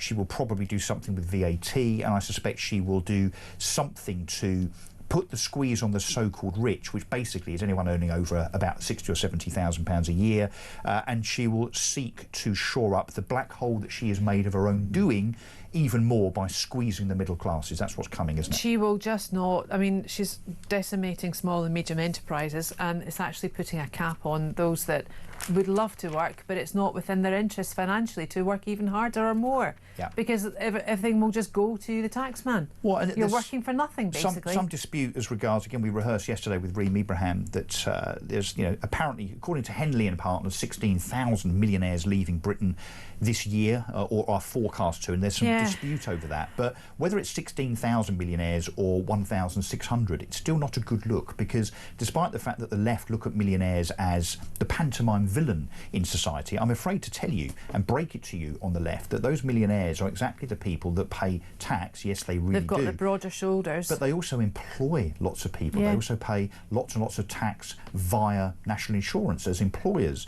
They also pay lots of tax on things like purchases by way of VAT, stamp duty on purchases of residential property.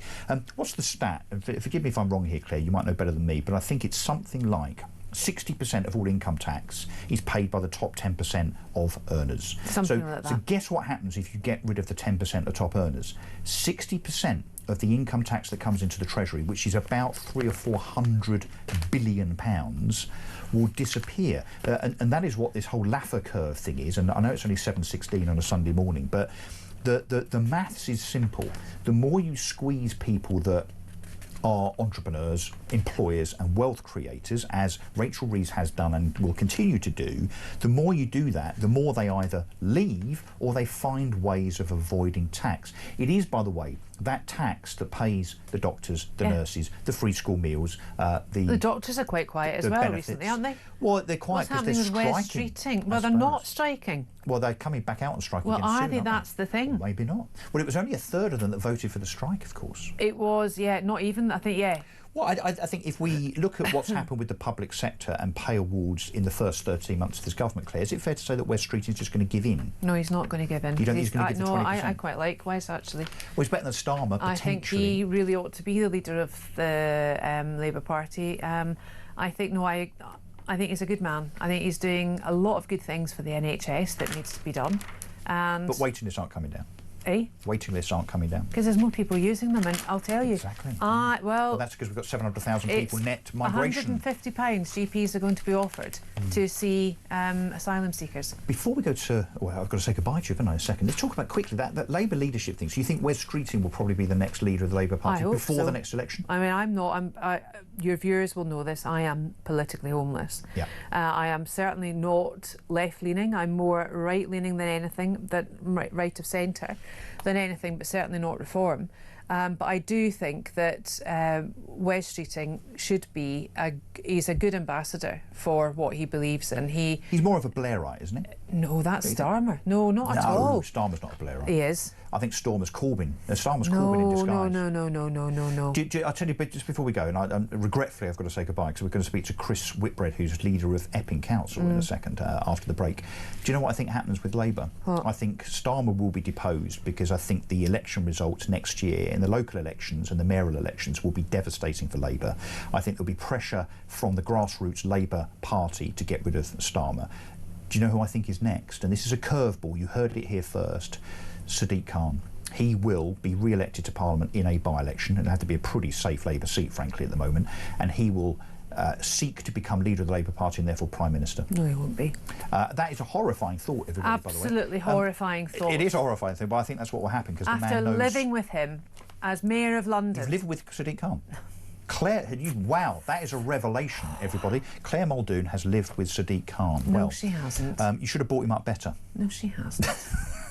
Claire, this has been a pleasure. I've enjoyed this. Hopefully the audience have as well. Let me know, by the way, 03444 499 1000 or text 87222. Get involved. Let me know what you think. We're already getting calls in, loads of texts. Many of them liking our combination, Claire. Lovely. Muldoon. So I really appreciate you being here. Thank you very much, Russell. Thank you, and I genuinely hope I see you soon. Enjoy your holiday. Yes, thank you very much. Love to the family. Did I mention my holiday? I'm away tomorrow. I'm going to Crete. If anybody's there, pop in. No, don't pop in and say hello to me. Tanya or Heraklion? Landing at Heraklion and going to, I can't even remember the name of the hotel. My wife's booked it. I should know Wonderful. better. So yes, I'll be resting for a whole week. Good to see you. And you? I'll be back after this.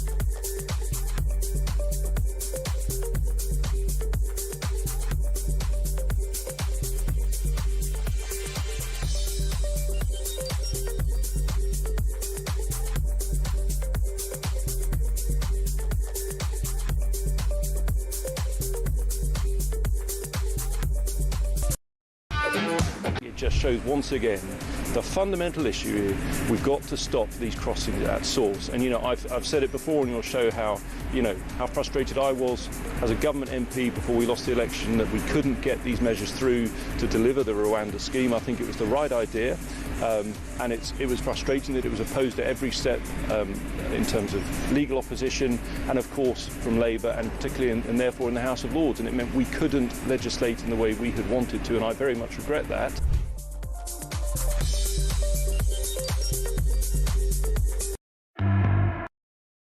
Across the UK, on DAB+, on your smart speaker, on your smart TV, and on your side. This is Talk. Welcome back. I'm Russell Quirk, 7:21. This is Talk Breakfast. I'm in for Alex Phillips. Peter Cardwell coming up at 10 o'clock until 1 o'clock. We're whizzing through the day's topics, the day's stories. We've done the front pages, and obviously we're well into, all sorts of issues, stories, and providing you, hopefully, information, opinion, and a little element of entertainment too. It's now, though, that we talk to someone that I've been looking forward to talking to all morning, actually, which is Councillor Chris Whitbread, who is the Conservative leader of Epping Council. Chris, delighted that you're joining me this morning. You are a man at the epicentre of the unrest, I think it's fair to say, the disquiet around public protest, largely peaceful, around various migrant hotels across the country. But I think it's fair to say that Epping is where this really started to kick off a few weeks ago as a consequence of those migrants in the Bell Hotel, and where one of them, having rocked up to Britain and a few days later, almost, it seems, being charged, and again, allegations rather than anything proven, charged with not one, not two, but 3 sexual offences. As a consequence of that, your residents, those of Epping, very, very unhappy and concerned about their safety in the light of that and those migrants in that hotel. You seem to be a man that is determined to do something about that. Well, myself and my whole council are determined to do whatever we can, because the people of Epping Forest and Epping itself obviously are very alarmed by what's happened over recent weeks, and the allegation that we're referring to here. It's been a really difficult time for Epping, and we've seen the public come out on twice a week since the beginning of this. Fortunately now it's gone to being just purely peaceful protest because we haven't got the outsiders coming in now. Well, the masked, should we call it as it is, Chris, the masked Antifa thugs that we saw on social media 3 or 4 weeks ago that came to disrupt peaceful protest? Is that a fair comment, fair statement? I think we saw thugs from both sides of the political spectrum, if I'm honest. But obviously, I agree with you. There were thugs there who shouldn't have been there. Yeah. So what are you doing about this? You've got a nice spread in the Sunday Express today, you and your daughter. So your daughter is also a councillor, is that right? Absolutely, yeah. She's a member of my cabinet back at Epping Forest, has been a councillor for over a decade. So you've put your money where your mouth is in terms of now going to court. Can you just talk us through what you're doing and what the basis of your court claim is and how you think it might play out and when? Yeah, of course. Well, obviously, the first hearing was on Friday and the judge will be coming back with his decision on Tuesday. So I don't want to preempt what the judge is thinking at the moment. There is a temporary halt over the weekend, but obviously the judge is giving a lot of thought to his decision. So, Chris, when you say a hold, so what I've understood from the article actually that I've read in the Express is that the judge has agreed that no more migrants will be taken into that hotel pending his decision over the next 3 or 4 days. Is that right? Exactly. I use the weekend loosely because obviously he's making his decision on Tuesday, and being respectful of that, we will wait and see. He's giving a lot of obviously very, very diligent thought over the weekend as to what the decision should be. Yeah. And look, Chris, I don't want to seek to interfere in that. I mean, obviously, there's no jury involved here, so there's you know, the judge will make his decision based on legal merit, I'm sure. So I don't think anything we say jeopardises that. I mean, it's a civil action, not a criminal action. Your action, though, is it's in the High Court, as I understand it. It is, and I thought that was the right thing to do. The Home Office were just not reacting. They're not, you know, they've got a stock answer, which is we're going to do nothing until, you know, immediately. We plan to use hotels up until the end of this Parliament, and they're not budging. So what have you managed to speak to Yvette Cooper as the Home Secretary? Because she's ultimately in charge of these migrant hotels, which ones are used and whether they are full of asylum seekers stroke illegal migrants, take your pick, depending on which side of the political spectrum you're on. So she is in control. Has she responded, or anyone on her behalf, to you as the council leader for that area? There have been conversations with officials, but it always comes down to the same thing. And what's the standard response? You just get a cookie-cutter response, do you? Yeah, exactly. And officers spoke again with the Home Office officials last week. We're making no progress at all with the Home Office. The Home Office's position is very clear. We're using the hotel and it will continue until probably the end of this Parliament. That's not acceptable to my residents. No, of course not. But they're not involved. They're not invoking any debate at all. So, I mean, surely you'd want to be on the phone to Yvette Cooper, or maybe, I mean, I know Parliament's in recess, but assuming that she's in the country, or if she's not, by a Zoom call, you would want some dialogue with her, wouldn't you, to try and put your case and that of your residents to her, but she's not afforded you that. Absolutely. Both myself and the MPs have written to Yvette Cooper asking for a meeting. Nothing at all. We've had a response back from the junior minister, nothing more than that, but just saying the same thing again. They're not listening, so we've got to take action. Yeah. And what's the basis of the legal argument? Because as I understand it, it's on the basis of this being against the planning designation of the Bell Hotel. So this isn't actually a legal action about migrants in the sense that it's a migrant legal case. It's a legal case based on the planning situation as it affords and relates to the Bell Hotel. Is that right? That's exactly right. And to be honest with you, you know, it's not about the government. It's not about their asylum system, which is obviously a shambles. It's about you know, the use of that hotel and its change from being a hotel to being effectively a hostel. And you've had, as a council, no planning application for change of use for it to cease being a hotel and for it to be a migrant camp, effectively? When it was used previously during the pandemic and just after, they did put in an application but withdrew it when they stopped using the hotel for that type of purpose. Yeah. How confident are you, Chris, that the hotel is going to be closed down? I'm confident that we've done everything we can do. I think as a council, we've gone above and beyond on this one, and we've done everything we can do. Yeah. I won't say I'm completely confident. Well, I mean, look, we never know with judges, I'm afraid. And again, I know you don't want to jeopardise your hand by putting the boot in on our judiciary. That's my job. I'll do that because I think they are ultra-liberal, two-tier, biased and not fit for purpose. I actually think our judges should be elected so that they actually do, within the law, the bidding of the majority of the public, rather than having been corrupted, and I use that term again with my usual inverted commas, corrupted ideologically. So look, I sincerely hope that you get the outcome you want. Do you think that there is a danger, though, that the judiciary here might think that if they do agree with you and grant you the relief that you want in terms of closing the hotel, that sets a massive precedent across Britain, doesn't it, for the Barbican, Canary Wharf, Manchester, Newcastle, all of these other migrant hotels, of which there are hundreds, of course. It immediately means, I guess, that those local authorities will follow you with the same legal action, and that's a big problem for the government. Yeah, and absolutely a big problem for the government, but then they're a government. They should have a plan.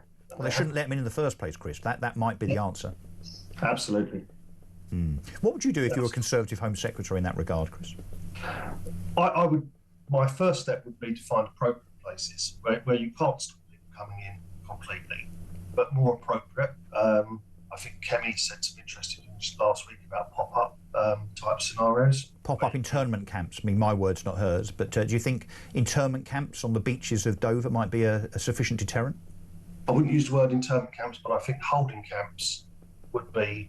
So but of course, it's all got to be done with a much more speeded up processing situation. It was interesting, and probably not for your programme, but I was watching an old speech by Margaret Thatcher on illegal immigration. I do that every day. You know, and she was spot on. You know, at the end of the day, the United Nations makes it very clear on what should happen with asylum seekers and the right to return to the country of origin. Yeah. I don't know if you tuned into this yesterday, but on breakfast yesterday morning, I read out, and it took me quite some time, a list of all of the things that migrants get when they come to this country. I mean, ranging from driving and trampoline lessons to mobile phones, £49 a week, 3- and 4-star hotels, as you are very, very well aware of, complete with Wi-Fi, buffet and so on, dentistry, NHS treatment and so on. Do you not think that the answer here, whereby then you don't have to contend as a council leader with migrant hotels and all of the peril that your residents believe goes with that, and as has been evidenced in terms of charges that have been made against certain occupants of those hotels, do you not think that withdrawing those incentives, it's the most blindingly obvious thing to do to stop this influx, this invasion, some might say, of migrants into Britain? It's probably the only thing they can do now. But why don't they? And I have to put it to you as a Conservative, why didn't your government? Oh, you know, we got things wrong and we should have been tougher.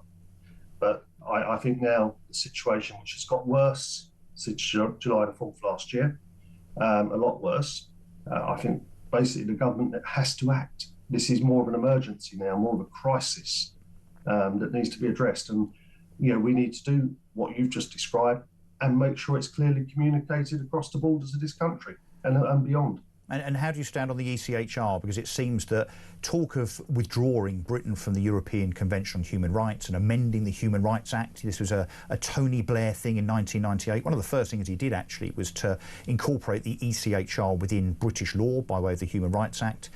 Do you think that should be relinquished? Because it seems that, again, the Conservative Party and certainly Labour are, let's just say, confused over whether the ECHR should still be part of our legislation. I mean, Kemi Badenoch, your leader, I mean, she's been leader now for a while, I mean, 9-10 months, whatever it is. She doesn't seem to know what to do with regard to whether we should withdraw from the ECHR or not. Wouldn't it just be helpful if Kemi and indeed other Conservatives were to say, look, the first thing we need to do is withdraw from the ECHR? That would help? It's certainly something that needs to be looked at very carefully, and I believe there are parts of the ECHR that need to be withdrawn from immediately, and the rest needs to be reformed. There are, at the end of the day, it's a very, very old piece of legislation that needs to be looked at. Yeah. And I think the key issue here we need to address is the illegal immigration that we're now facing, and parts of the ECHR that are that make it worse should be suspended. Well, they make it worse in terms of us welcoming 50,000 people off of small boats that are anonymous and often with criminal backgrounds. They allow that to happen. I mean, you imagine if 50,000 25-year-olds rocked up in one go on the beaches of Dover. We'd call it an invasion, wouldn't we? But because it's only, inverted commas, there they go again, 300, 400, 500 fighting age men from Afghanistan, Syria, Vietnam and India and so on a day, we seem to, or certainly our politicians seem to think that's okay. Well, I certainly don't think it's okay. My residents out there don't think it's okay, and I think the country's had enough. Well, they have, but let me also suggest that the Labour government have now been in power for 13 months. They have made the situation worse, despite the... and I'd love to do an impression of Mike Graham now, doing an impression of Keir Starmer, but I think I'd embarrass myself. But just channel Mike Graham, or just have him in your head just for a second, talking about smashing the gangs. I mean, clearly Keir Starmer is hapless in that regard, or maybe he just has absolutely no intention whatsoever of stopping migration. But again, I have to throw it back at you. For 14 years, the Conservatives were in power, and you know it's got worse and worse and worse. We used to have net migration in this country of 40 or 50,000. It's now 700,000 legal migrants, let alone the boat people that, again, we continue to accommodate and fluff the pillows of on a daily basis. And look, I think you're doing a very, very worthy job, by the way. You're clearly putting your money where your mouth is on behalf of your residents, and I applaud you for that. But I also have to ask you this as a Conservative. Why should any voter believe the Conservatives now? Because every government goes through phases. Unfortunately, we saw the acceleration of illegal immigration during the last part of our government. Our record before that was stronger, but we need to become very clear about what we want to do. And I think you just pointing cases around ECHR, we need to be very clear, and we need to put a proper agenda to the people of this country. And that's what will be coming, I'm sure, from Kemi over the coming months. But at the moment, we've got a Labour government that we have to contend with, who are too weak to act and have no plan how to act. Maybe is Robert Jenrick the answer? Robert Jenrick had some good ideas on this issue. Wow, that was a short and sweet answer. Do you think he'd be a better leader than Kemi Badenoch? No, I think Kemi's in that difficult position of a party that took a thrashing at the last election, and it's never an easy position to be in. So I think she's doing the utmost she can in a difficult position. She was in Epping the other day, and my reports back, because I was away at the time, are that she was really, really impressive and really connected well. And did she speak to residents or just to politicians? She met residents in a local pub. She met with residents and listened to their concerns. And the important word there is listened. And understood what they were saying. OK. All right, look, Chris, I do appreciate your time, especially this early on a Sunday morning. You've obviously got a lot on your plate, and I sincerely, personally, this is just my view, wish you the very, very best of luck with regard to that court case, the outcome being Tuesday, I think, as you said. So that's Councillor Chris Whitbread there, Conservative leader of Epping Council. Going to take a break. When we come back, we're going to be talking about women's safety and the fact that nearly 9 in 10 voters support deporting foreign sex offenders. Well, I have to ask you, I mean, 10% don't? Seriously? Who the hell are you? 0344 499 1000. If you are one of the 10% of this population of this country that don't think that foreign sex offenders should be deported, shame on you. 0344 499 1000. Back after this.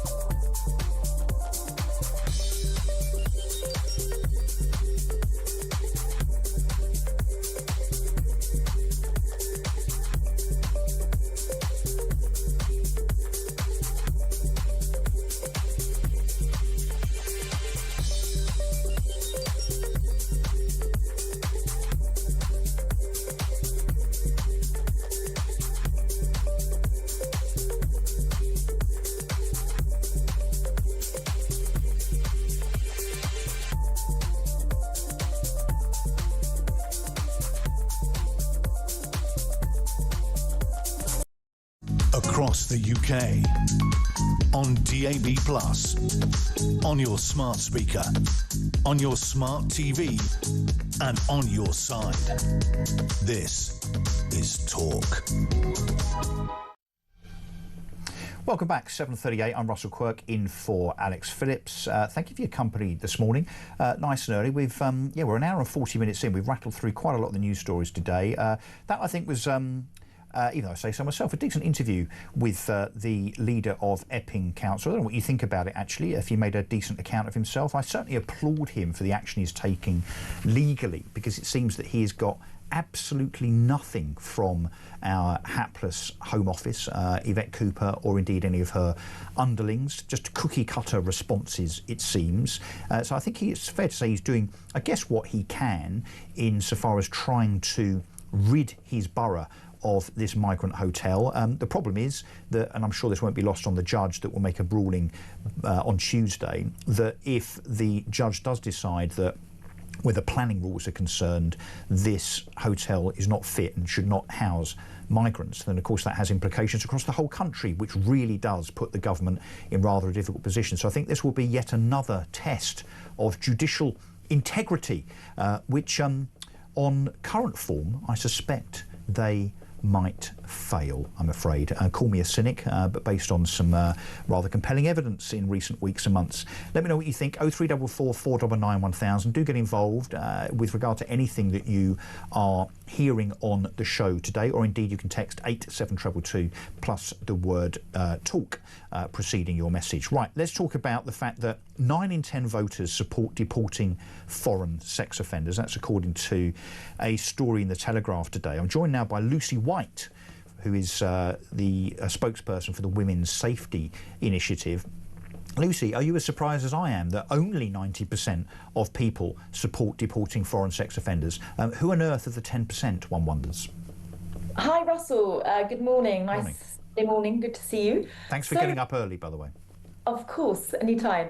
So I actually had a conversation with someone in London sort of 2 days ago about this. One of those 10% that believe foreign sex offenders should not be deported. And she said that if you commit a crime in the UK, you should be punished in the UK. So that's their rationale, which is obviously ludicrous for a number of reasons. One of the main ones being that it costs around £50,000 per year per criminal to be in our prisons. So why should we be spending over £50,000 on each of these foreign sex offenders?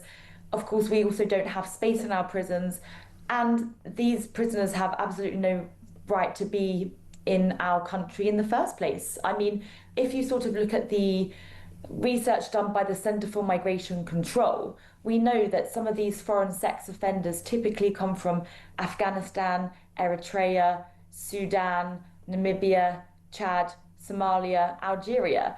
And what's interesting is if you then look on the Foreign and Commonwealth Office's website, the FCDO, it will say to you that they advise against all travel to these countries, and yet they are willing to bring men from these countries into the UK.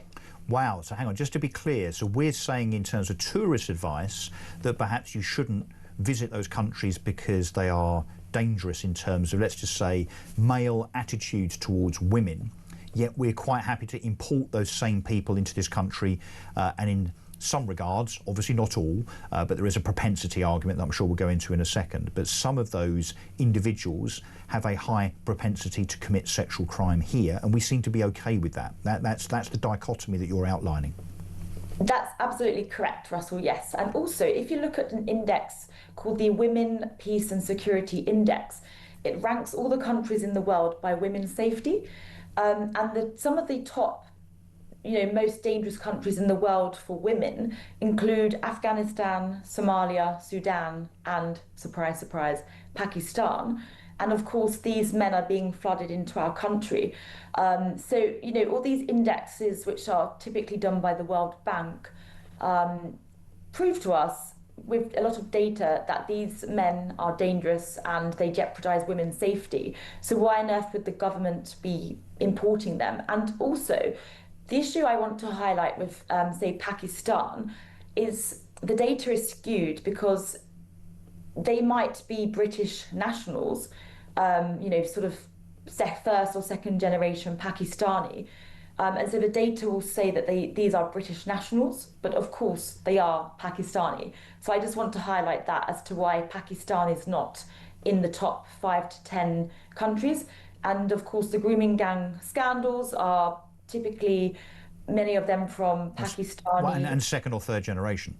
Yes, exactly. Yet the data will say they are British nationals, which is shocking. So yeah, I just want to talk about the survey a bit. So at the Women's Safety Initiative, we commissioned this poll with Find Out Now. We had a sample size of just over 2,500 people who answered, and we collected the data on a breakdown by voting intentions. And what we found out that was very interesting is those that are more likely to vote Reform and Conservative were those more likely to want to deport foreign sex offenders, and those that believe that men from countries with poor women's rights, they should be restricted. And so it does show you that those with common sense are typically more right-wing voters. And also, sorry, yeah. No. I was just going to interject to say that's probably not that surprising to people listening to this, that those on the centre-right think that foreign sex offenders shouldn't be here.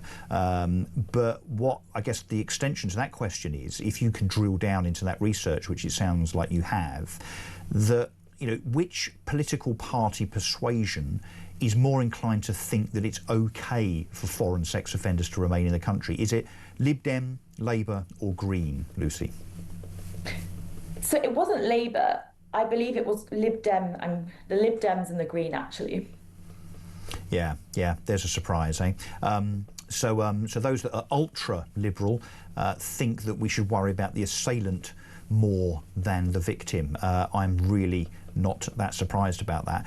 Can we also talk about another related subject, which is upskirting on the London Underground? Now, people, and again, this is a very London-centric story, but those that are in London, use the London Underground system, or come to London occasionally, can't help but notice that over recent months, the Mayor of London, and this really does come directly from his office, has decided to start displaying warnings to us all that shock horror. And you can see, if you're watching on YouTube, you'll see one of the warning signs here. Hopefully, Lucy, you can see that.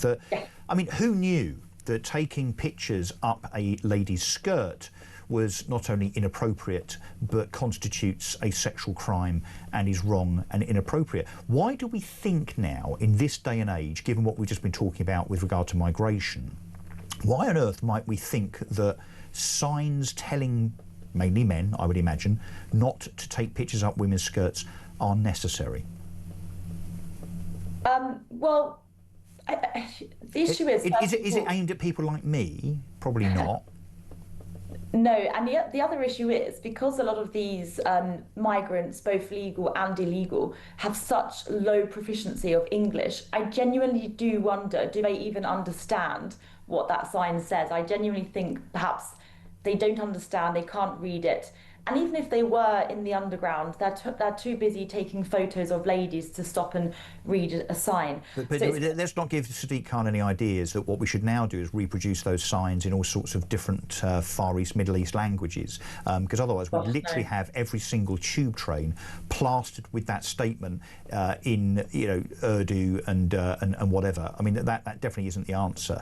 No. But I guess what I'm getting at is what a sad state of affairs we are in when the capital city of Great Britain has to warn people here that actually, and this is just an FYI, right? This is genuinely trying to make sure that people that come here legally or illegally from other countries, particularly, let's be honest, cultures that perhaps have a more traditional and old-fashioned approach to women in their cultures. I mean, the sort of cultures that don't let women drive, the sort of cultures that don't let women go out on their own, the sort of cultures that don't let women be educated or have a job, and indeed the sort of cultures that think it's okay to stone a woman to death if she's suspected of adultery. They're the sort of cultures, Lucy, that we're talking about. So we import these people, they end up in London on the tube system, but we have to make sure that we warn them by way of a sign in English, which, as you rightly say, they probably won't understand, not to stick their phone up a woman's skirt on the tube and start taking pictures of her underwear. I mean, we've gone through the looking glass, haven't we? Yeah, I think it's horrendous. You know, at the Women's Safety Initiative, we often speak about this. So a lot of, you know, women and girls, they genuinely feel uncomfortable to go on the tube because you can just see these wandering eyes either sort of looking at you or taking photos of you and videos of you. And of course, it's just totally unacceptable. And we do need to start calling it out. And as you say, it's a complete, you know, sad state of affairs because the United Kingdom was such a beacon of, you know, democracy, of human rights, etc. Of but now, Lucy, it's turning into the third world. The other sign, by the way, which is, and again, I say this tongue in cheek, it's not a laughing matter at all, but you have to kind of look at this with some sarcasm. The other sign that I saw the other day was don't stare at anyone. I mean, I kid you not, on the tube, you will see signs that say staring at people, particularly, I guess, men staring at women, could be seen as, in some way, controversial, inappropriate, or even, I think the sign does say, sexual harassment. Now, I'm all for making sure that women are protected, absolutely. And I say that as a father of 3 daughters, believe me, and particularly when it comes to my daughters coming into London, I am worried sick every minute they're out of the house in our capital city, and I shouldn't be made to feel like that, frankly. But actually trying to prevent people from looking at each other on the tube because it could be constituted as a sexual harassment issue. I mean, that surely, even you would say, as someone that represents women's safety, surely that's a bridge too far.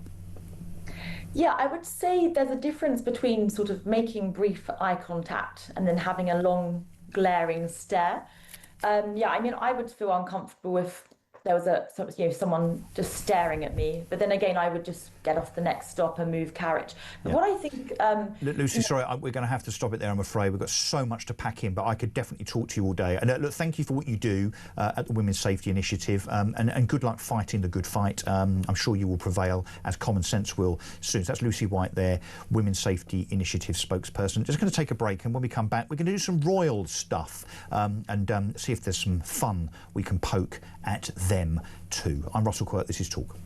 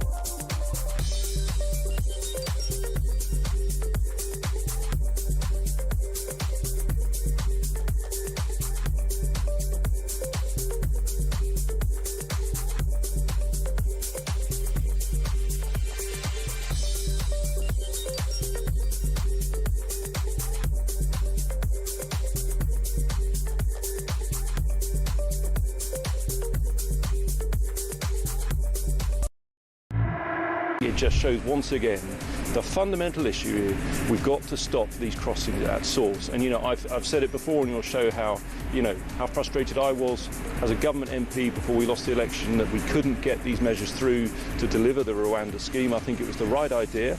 And it was frustrating that it was opposed at every step in terms of legal opposition and, of course, from Labour and particularly and therefore in the House of Lords. And it meant we couldn't legislate in the way we had wanted to, and I very much regret that.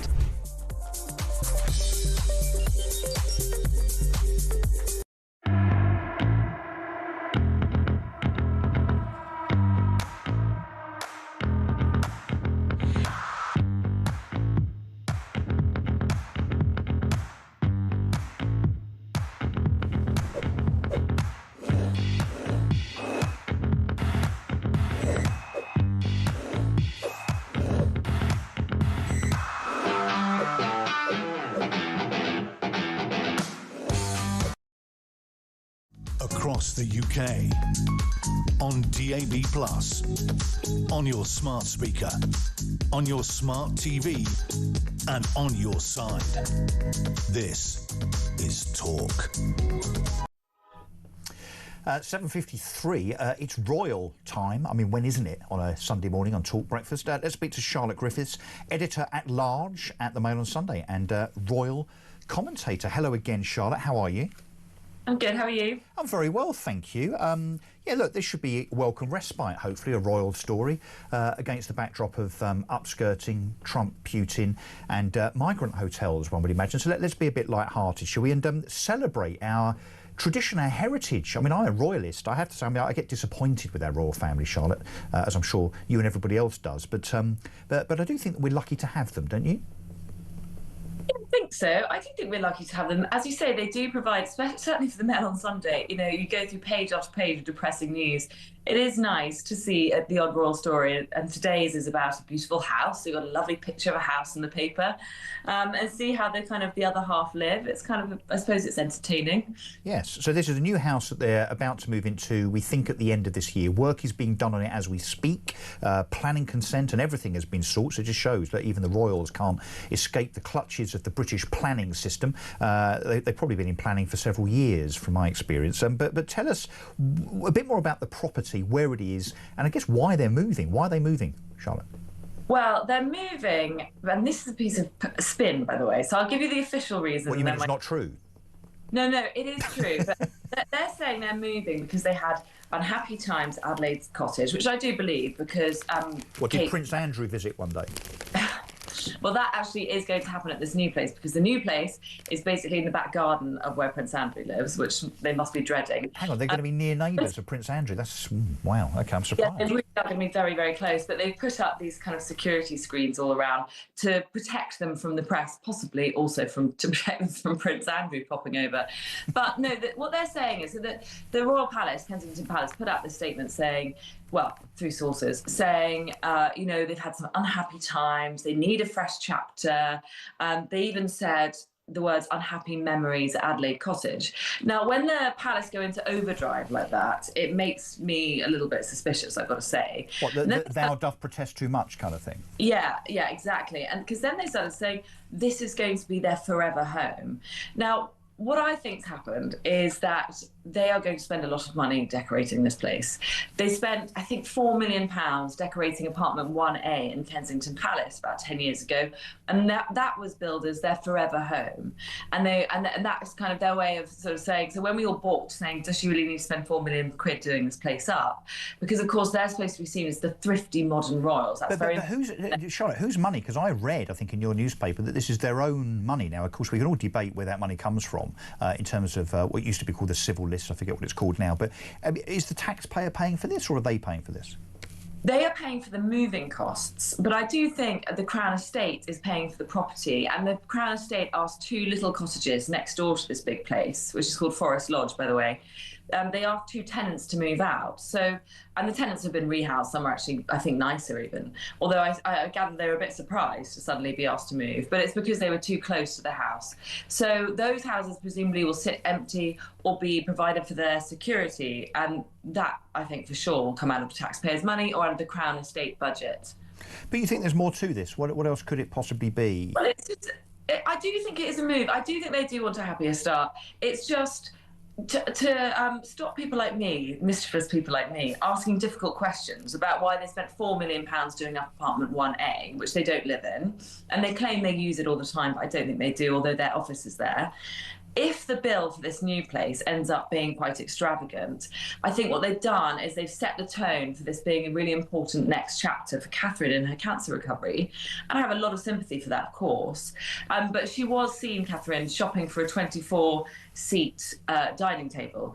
Now, the place she goes shopping, and I wish I had one of these, is a sort of royal depot in Windsor. Sorry, a royal depot? Gorgeous furniture. Was it like a John Lewis just for royals? Basically, yeah. And you can go there and just kind of take your pick of all this gorgeous, amazing Chippendale furniture or whatever. So she was seen buying this 24-seater dining table, which makes me think it's going to be quite an extravagant, lavish property. Do you think this also part of this is William positioning himself to be king? I do, but again, with the forever home line that they're spinning out very forcefully, I can't imagine him living here as king because it is extremely, extremely grand by my standards. I would love. I've seen the pictures. I mean, it's not too shabby, I have to tell you. This is not a 3-bed council house in Basingstoke, is it? No, and nor is it a 4-bedroom cottage, which is where they were living before, which was definitely beneath them. When you say cottage, yeah. I mean, it wasn't my idea of a cottage as in, 2 up, 2 down with a ground floor bathroom that's been converted from a coal shed. That's a cottage. No, it was still pretty grand and palatial. I dread to think, I don't know if you've put a value on this, and I say this as a kind of bit of a property guy, Charlotte. What do we think the new property's worth, notwithstanding the money that they're going to spend on it? I mean, this is millions and millions of pounds, particularly because it's sitting in Windsor Great Park, isn't it? I don't know. What would you say? 20 million or something? Yeah, I'm going to say, yeah, probably. I don't know. My estate agent friends can maybe text or call in. What's Windsor pounds per square foot? It's probably £1,000 a square foot. So, yeah, 10, 15, 20 million quid. But look, yeah, what's that when you're a royal, I suppose? The King of England, that property isn't quite grand enough, I'd say. Well, maybe they'll move again, as and when. Look, maybe Charlotte, we've got to call it a day. We didn't even get onto Harry and Meghan and the Netflix deal that they've done as a massive, massive downgrade on the one they did previously. I was looking forward to putting the boot in. But Charlotte Griffiths, thank you very much indeed for joining me. I will be back after the news with more of this. I'm Russell Quirk. This is Talk. I'm in for Alex Phillips. Back in a while.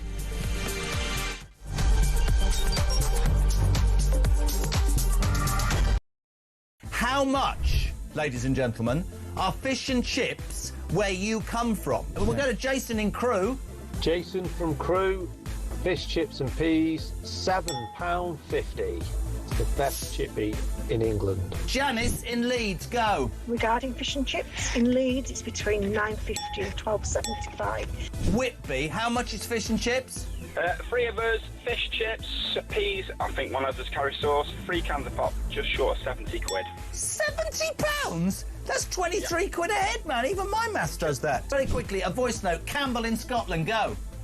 Up here in Banff in the northeast of Scotland, we can get a fillet and a half of haddock with a regular chips for £8 and 10 pence, and it's by far and away one of the best chippies I've ever had. Kenneth in Surrey, fish and chips, go. Fish and chips in Ascot, about half a mile from where you used to live, will cost you £12 and 60 pence. Great show. Keep up the good work. That's why I moved, because you were living there. When was the last time you had fish and chips? Couple of weeks ago. How much? Where'd you get it from? I think it was about 40 quid. It was in the Ivy. Honestly, you really are. For any of you who think he's a man of the people, I nearly said you're a... Keeping it real.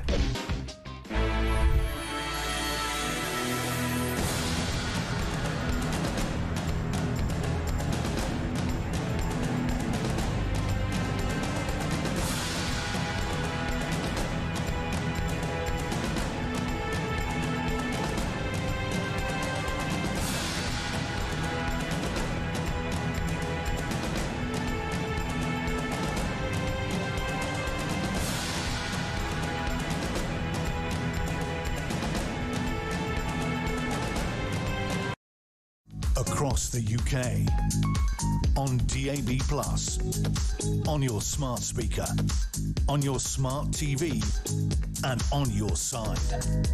This is Talk.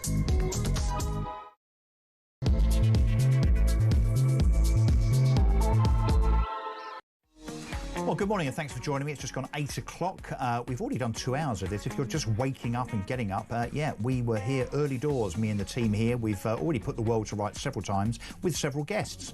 Lots and lots to talk about in the news today, front pages of the papers and so on. We've interviewed the council leader in Epping about his forthcoming court case, which we'll see an outcome, or he will certainly see an outcome from on Tuesday, so we will be bringing that to you as that outcome outcome is revealed. Very important and potentially precedent-setting insofar as the legality, from a planning perspective, if nothing else, of these migrant hotels across the country.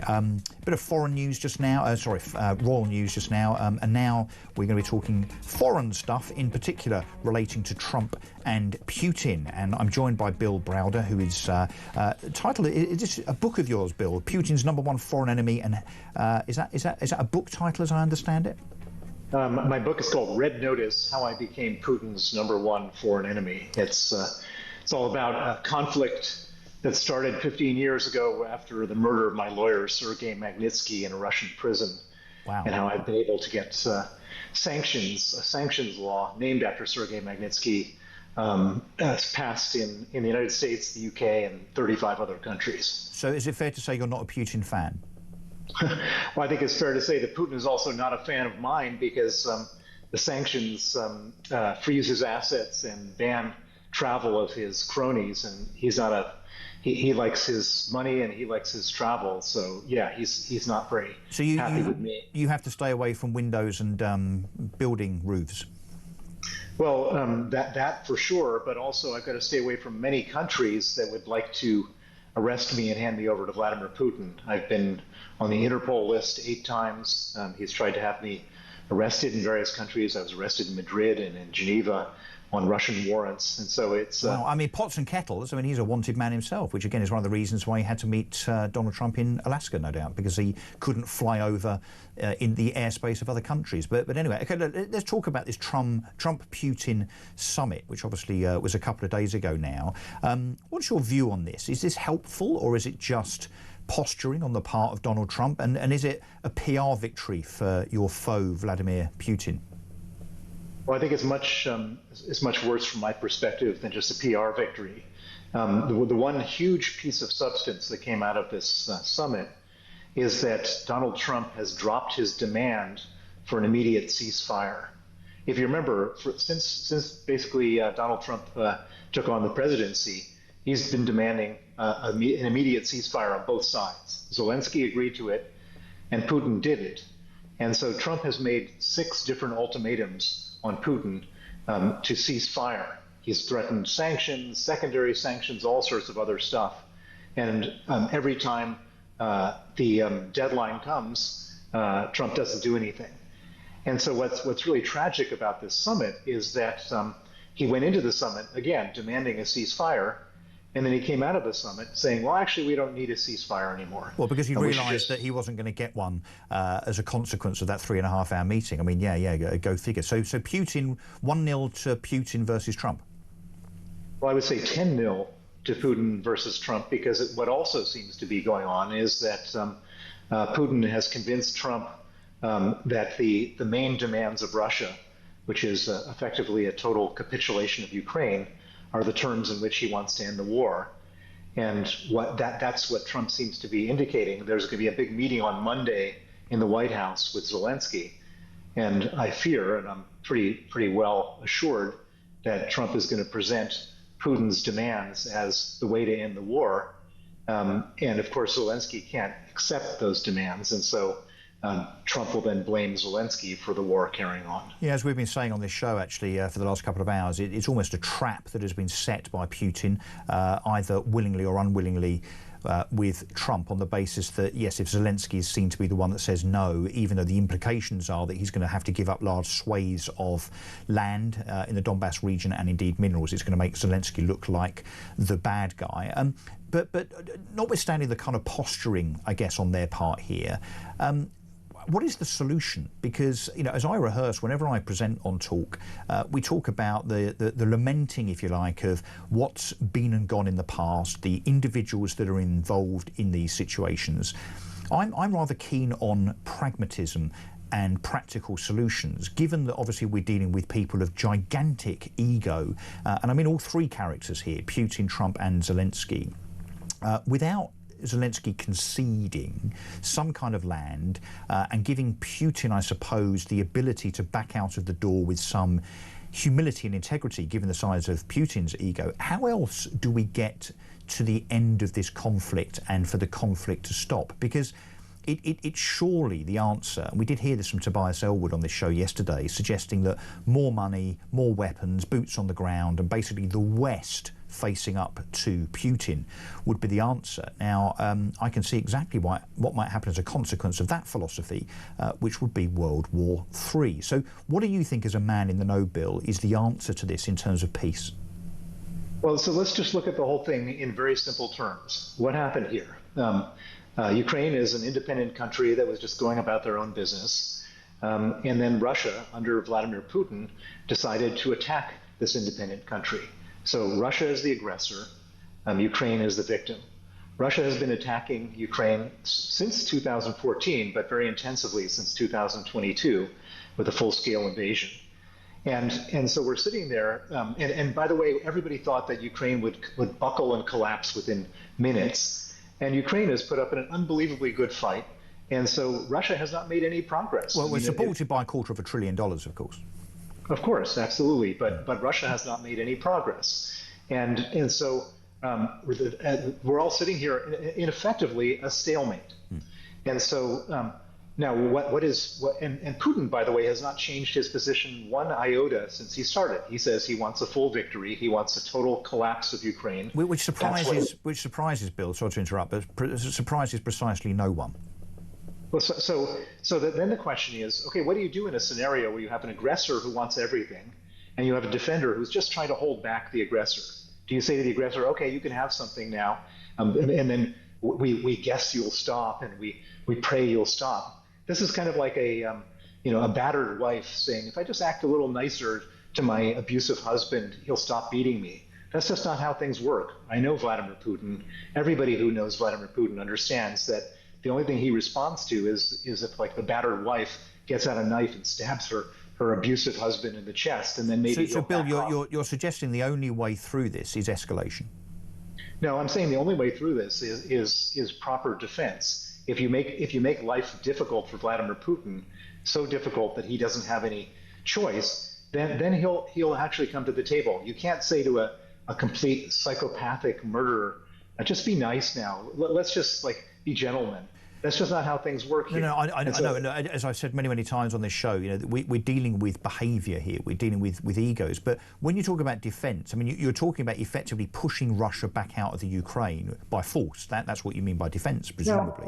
But how do you do that 3 years in now without using the West, which then triggers, again, because that would involve NATO forces, triggering an even bigger conflict with Vladimir Putin because he is such a psychopath?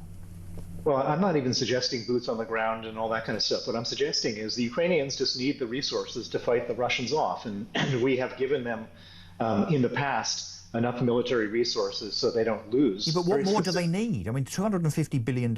I mean, weapons, missiles, I mean, jets, which presumably no one can fly because they haven't been trained to do so, and so on. But what are you suggesting needs to be increased or added to that might now tip the balance in favour of Ukraine? Well, so offensive weapons and missiles, basically. So long-range missiles so that the Ukrainians can target Russian military targets inside of Russia. And I should point out that we've given them enough stuff, but we've given them restrictions on some of the stuff so that they can only target Russian positions inside Ukraine. And that's crazy. Yeah, but Bill, hang on. So I just want to be clear. So what we're now suggesting is that the West arms the Ukraine even more so that they can fire missiles into Moscow. That might not play out very well. No, not into Moscow, into places where troop movements are accumulating, where weapons factories are, and all that kind of stuff. And then the second thing that can be done, and this should be done, and this is what Trump was talking about doing, and this is what Lindsey Graham's legislation is talking about doing, is imposing devastating sanctions on Russia's oil industry. That's where they get all their money. Russia gets... No, I get that. And look, OK, that has kind of been tried. I mean, obviously, within minutes... No, it's not been tried. Well, so but sanctions exist, but the sanctions have been gone around. No. So we've sanctioned Russia every place other than their oil industry. You can't say sanctions or sanctions or sanctions. We've sanctioned everything but the oil industry. The oil industry generates $200 to $300 billion a year for Putin's war machine. And what percentage of the world's oil supply is that in terms of sanctioning it so that they can't produce for the rest of the world? What effect would that have on the Western world in terms of productivity, civilization, people being able to use their cars? What would be the effect of sanctioning Russia to the extreme in terms of their oil and gas production? Well, I mean, this is the trade-off that you have to make. Either you want Russia. So right now, as you mentioned, we're giving hundreds of billions of dollars to Ukraine to fight off the Russians, and we're also allowing Russia to get hundreds of billions of dollars of money to fund their war machine from the sale of oil. So oil prices will definitely have to go up if this thing goes through. And however, and just listen to me out here, if we were to tell the Chinese, the Indians, and the Turks, who are the main buyers of the Russian oil, who spend $200 to $300 billion a year on Russian oil, if you buy Russian oil, then you're going to be under our penalties. Then what do the Turks, the Chinese, and the Indians do? They stop buying Russian oil. Or do they? If they stop, they absolutely do. Of course they do. Of course they do. Do you think that these guys want to like cut off their business and have 500% tariffs with the United States because they buy Russian oil? Of course they don't. They would stop in a heartbeat. Bill, I'm just a simple guy from Essex. I don't know if you're familiar with Essex. I think you have a few Essexes over there, but Essex in the UK. I'm just a very, very simple guy. I'm not a diplomat. I'm certainly not a politician on the world stage. But the way I think that I hear this playing out is that we have to jeopardise the entire world economy and also risk World War III so that Zelensky doesn't have to give up a part of the Donbass that some of the people that live in the Donbass are quite happy to be part of Russia. That's what I'm hearing. But let me just tell you about, so let's just say that Putin succeeds in Ukraine, okay? Let's just say he does. Let's say that he gets what he wants, that we all prostrate ourselves in front of Vladimir Putin and say, we give up, you win, you're the tough guy, we're all cowards. Let's just say we take that view. We acquiesce. That we just capitulate. Yeah. We capitulate. We say to Ukraine, it's just too much for us to handle.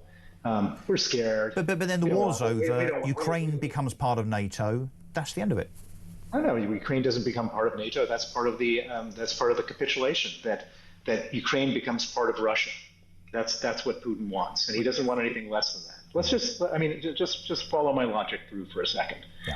So do you think that Putin says, okay, yeah, I'm good, that's all I really wanted, I'm happy, no problem, let's just get back to business, I'm going to focus on my own internal matters? Do you think that, coming from Essex, as you say, is that your position?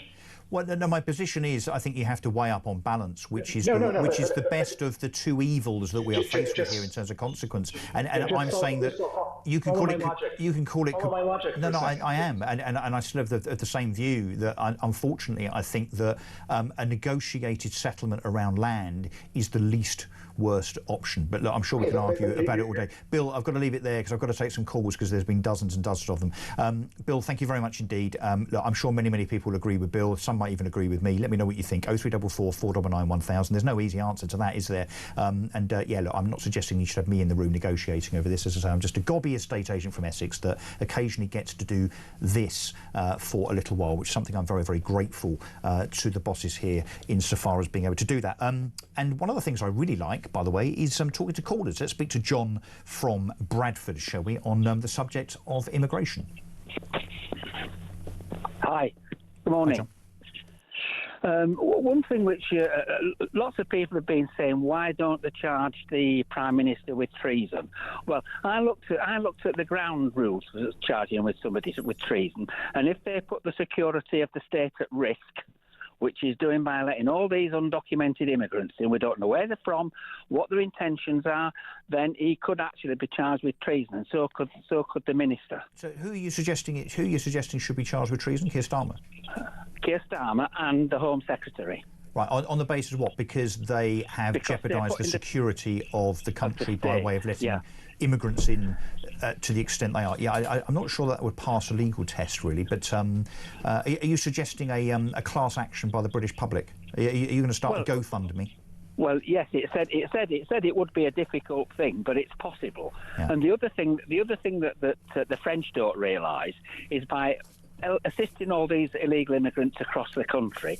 If there's a civil war, then that takes the UK out of the loop of NATO, which means that will be one of the major countries out. And if they do the same in France, that's 2 countries out. And I think this is Russia and China trying to destabilise the West. And once they've done that, Russia won't have to drop any bombs. They'll just walk in.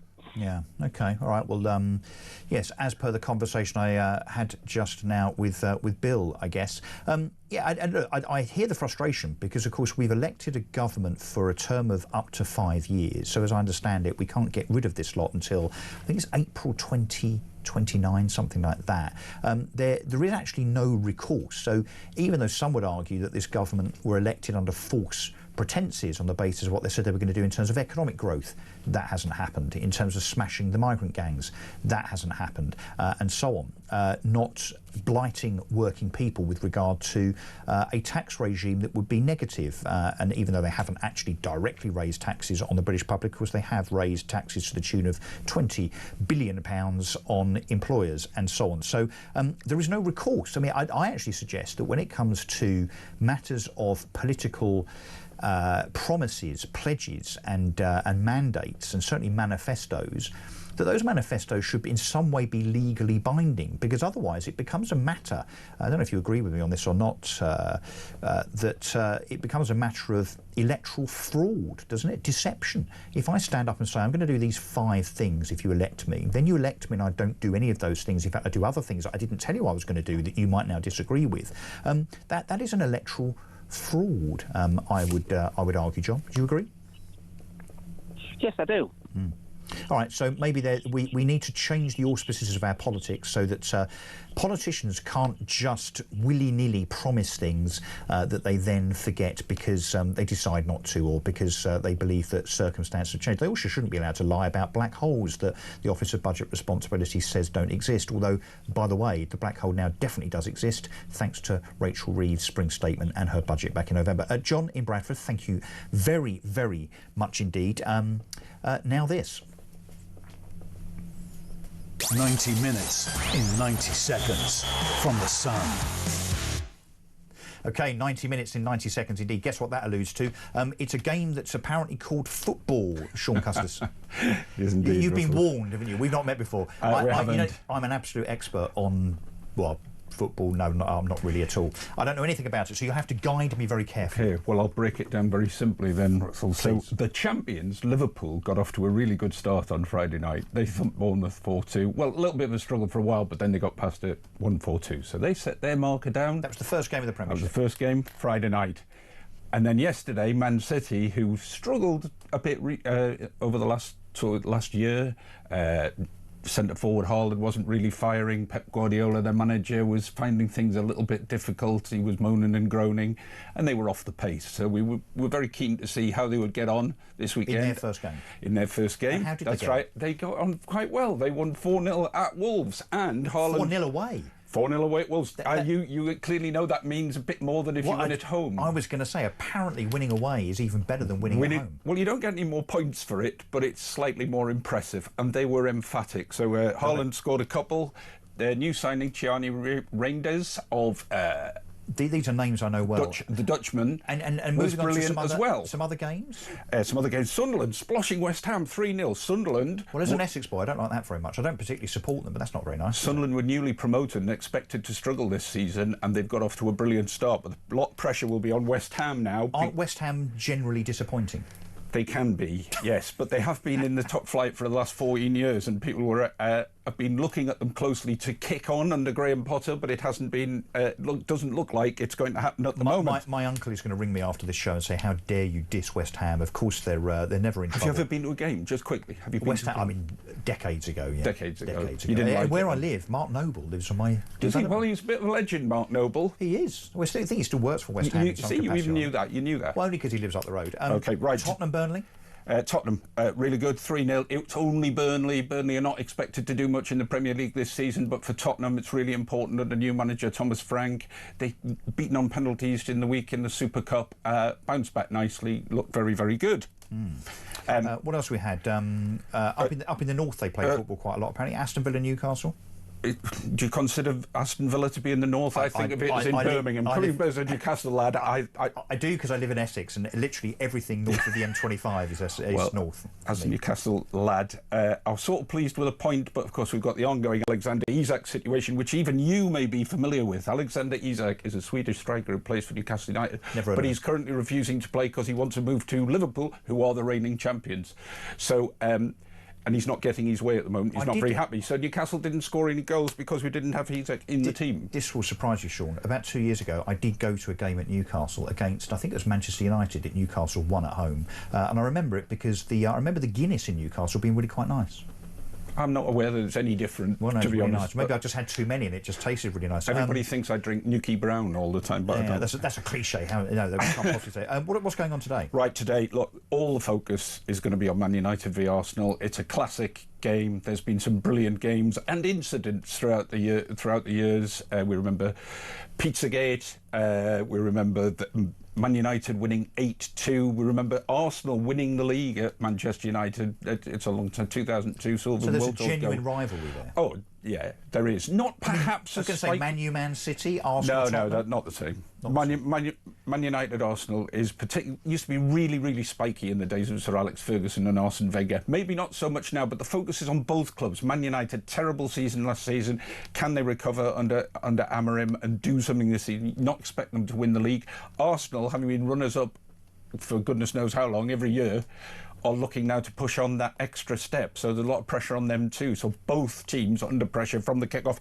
And of course, world champions Chelsea start their league campaign today. They're at home to Crystal Palace, for whom Eberechi Eze is not going to play because it looks like he may go to Spurs. There is one other game, that's Forest v Brentford. OK. I'm gutted about the whole Crystal Palace thing there. Yes, I'll get over it, though. Sean, Head of Sport at The Sun, thank you very much indeed. I don't know how you're going to watch all these games in one go later on, but yeah, you're going to have to multitask. Yeah. Sean, thank you very much indeed. Yeah, we're going to take a break. Back after this.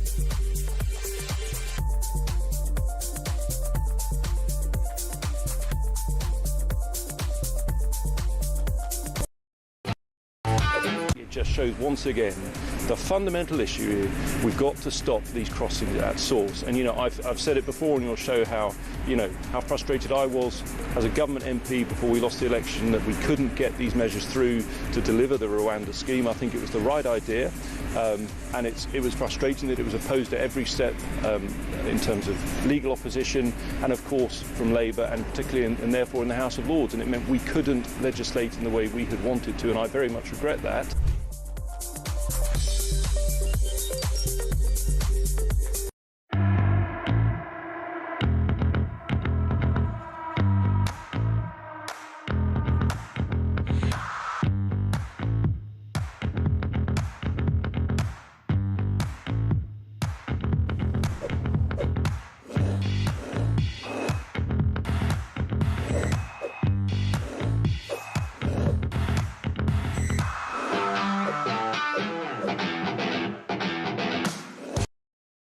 Across the UK, on DAB+, on your smart speaker, on your smart TV, and on your side.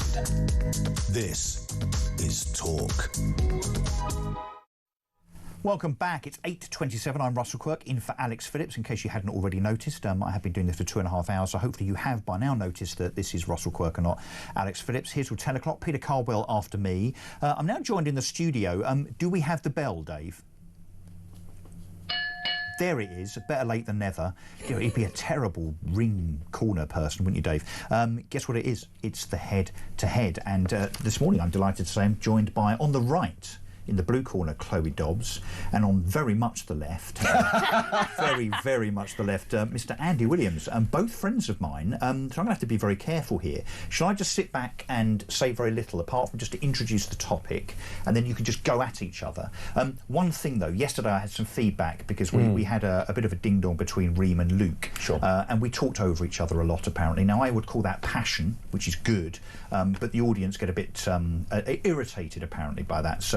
So let's try and be passionate, forceful, but from a production point of view, professional. I'm sure. Should have a talking teddy or something. That's a really good idea. That's a really good idea. Dave, did you bring your teddy in?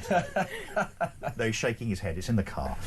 OK, Selina Scott has made quite the statement, further to her being mugged, I think, back in June in Piccadilly. I mean, a horrendous account from her in terms of the fact that she was attacked from behind in Piccadilly, which is now seen by some, apparently, as a mugging hotspot. She had everything stolen, her purse, her phone and so on. She couldn't find help anywhere, no police officer in sight, and she has made a very, very big thing over the last 24 hours of the fact that she blames Sadiq Khan for her being mugged, and indeed for the lack of support that she seems to have had from police thereafter. I read actually that not only was she mugged, but the next day at home she was expecting and was promised a visit by the police to take her statement, and guess what? They didn't show up, Chloe. What do you think of this? It's just completely unacceptable from the Met Police and from Sadiq Khan. And Sadiq Khan, I would give him a little bit of benefit of the doubt if he was constantly crying out about crime on the streets of London and how we really need to stop knife crime, and it's just the case that he's begging for government funding, but nobody's listening to him. But that's not the case. You listen to him, and whenever he's asked questions, he always just defers them, doesn't answer them properly. And if he does talk about something, he talks about DEI or how he's renamed the London Overground lines. I couldn't care less if it's changed from being the Overground line to the Suffragette line and the Windrush line, if people are being stabbed and mugged on our streets every single day. And he has cut the number of police officers on the streets. He has cut the number. And of course he's cut it down, has he? He blames the government. Is he right? I think Sadiq Khan is a thoroughly average mayor of London. I've always said that. I think he is thoroughly average. He's a solid 5 to 6 out of 10 politician. Wow, and that's just actually, his if he was that's just his height. Indeed, and actually, if he was that good, he'd have been in national politics where it really matters. You're not a fan because of Sadiq Khan. Yeah, I think he's fine. I think he's perfectly fine. I mean, the reality is... There's nothing fine about teenagers being stabbed to death on the streets of London. Because that is exactly what I said, Chloe, of course. That is exactly what I said. Yeah, no, but that doesn't make you fine, OK? That makes you completely ghastly and unacceptable. No. Does he even have a heart? I'm convinced he's a rebel. How can you not be concerned about people being stabbed to death on the street? Didn't say that, banging on about DEI and whatnot. Ladies and gentlemen, I love this. And how Donald Trump needs to come and visit and go to the mosque. Ladies and gentlemen, I love this. It gives me a break. Yes, go on, Andy. Here's the thing. All of this stuff about the rising tide of crime in London, we know that some crimes, knife crime in particular, is going up. Shoplifting has gone through the roof, all of these sorts of things. The reality is that crime in London, as across the country, has gone down substantially over the last 10 and 20 and 30 years. No, it hasn't. Yes, it has. No, it hasn't. It absolutely has. And Andy, you know exactly why that is. It's because no one bothers calling the police anymore because they know they won't do anything. We can't have a serious discussion about... It does mean it's very, very difficult to properly assess what is the level of crime in the country because you've got this mishap with the statistics because not everyone is reporting stuff. Hang on. When you see people shoplift, people don't call the police very much. Because I knew we were going to have this particular debate earlier on, so I asked ChatGPT because I'm down with the kids. I might be 57. Oh, do you know what my dad does that when he disagrees with me politically on something? He says, "Chloe, you're wrong because ChatGPT says so." I'm only saying this as the adjudicator, the chairman of this particular discussion. But let me just throw some stats at you, because actually, I think are important. You're both. Yes, exactly. The facts are very important because if we're going to argue about the rights, wrongs, the good and the bad, we have to do that from a position of data and statistics. So this is what ChatGPT says from from multiple sources, including Wikipedia and lots of newspapers of various political flavours, I might add. So, I asked ChatGPT what the crime rate in London has been since 2016, which is when Sadiq Khan took office. So this is what it says. Police recorded theft offences without force have risen 23%. Knife crime is now 14,000 incidents. That was just at the end of 2023, up from 9,000 in March 2016. That's a 54% increase. The National Crime Survey says that there were 1.1 million incidents of violence with or without injury, which showed no significant change from the previous year. That was 23 to 24. But this is where it gets really, really sinister. A UCL benchmarking report reveals that in 2021 alone, London recorded 8,800 rapes, which is 97 per 100,000 residents. That is up significantly. Shoplifting, 500,000 cases, up 33.5% year on year. Andy, I don't think it's fair or true to say that crime is going down in London. Well, over time, over a longer period of time, since 1840. Look, the reality is that if you have a city of 9 million people, of course, I mean, this is the thing that really irritates me about this. People going, oh gosh, you know, London's so dangerous. Well, someone on a rival channel said to me recently, you can't even walk around Covent Garden anymore without getting your watch snatched off you. It's just not true. But there's a higher propensity now for people to have nice things stolen from them, like that poor individual outside a particular hotel in Kensington who was stabbed to death because he refused to give his Rolex just 3 weeks ago. I'm sorry, but there is always crime in major metropolitan megacities. Of course there is. There's more of it per capita, Andy. Right. Not just more crime, there's more crime per capita. I think if you talk to anybody that lives in London, they either themselves or they know a bunch of people, their friends, who have all been mugged. I mean, Samara, one of our producers here, she was on her way Alex into Phillips, a show. Julia Hartley-Brewer. Yeah, they've all had their phones and handbags Samara stolen. said she got Mike chased with a machete in Kensington. And yeah, I didn't grow up in London, but I used to. When I was 5 years old, I would come every other week to come visit, and my dad would come visit my stepmum. And I was 5, my brother was 7, and my dad would hand us his Oyster card for the day. You can call this bad parenting if you want, and just said, go play, go do what you want around London whilst he goes on dates with my stepmum. And I'll tell you what, we felt super safe. And I mean, we were staying in Haringey, which is not the nicest of all places. I think we can agree. And I honestly the felt... people of Haringey would be very offended. I felt safe. I think if you look at some crime stats, that's not ideal. I'm playing. I felt safer then as a 5-year-old going around with my 7-year-old brother without even a mobile phone on me to navigate and text and whatnot than I do now as a 25-year-old adult. But Chloe, this is exactly the sort of thing that makes this whole debate a load of nonsense, which is people saying, oh, it's like it's in my day syndrome. I felt safer then. Back in the day, everything was better. The reality is, it wasn't. Like London is crime. London is not. Crime is increasing. Unsafe city. So what I think is very, very very manipulated is the fact, and actually all police and crime commissioners seem to do this, including the one in Essex. Well, I don't think we should have police and crime commissioners. It's a ridiculous role. I'm beginning to agree with you because I think they're not fit for purpose. I'm not quite sure what they do. But it does seem that we can all take a point in time and a basket of crimes and say how wonderful everything is, because you can of course pick the date and you can pick the crimes. But when you can do the opposite, can't you, as well? When you look at the reality, let's call it the crimes that really matter to people. I'm not talking about computer theft, fraud, forgery or whatever. I'm talking about violence against the person, sexual offences, rape, and so on, and also burglary and car theft, because believe it or not, and again the left might not accept this, but having your house burgled by someone and just having a few things stolen is devastating for that family. So all of those things have increased. And okay, I think Sadiq Khan very recently came out and said, oh, look at the crime stats. Crime has come down in London, because he took, May the 18th 2024 to May the 17th 2025, took out sexual offences and then puts it out on social media as he is in some way some huge success when it comes to delivering a reduction in crime in London. It's simply not true. And look, I would argue also, and let me open this up to the people watching and listening to this, 0344 499 1000. Let me know if you believe, particularly if you live in a city, it doesn't have to be London, if you feel safer, if you believe that things are better from a crime perspective in the area in which you live. 87222 plus the word talk if you want to text. Andy's got his pen up. Go on. You don't have, I'm not a teacher. You don't have to put your hand up. Excuse me, sir. And I'm not that bloody old either. But yes. Williams, what would you like to say?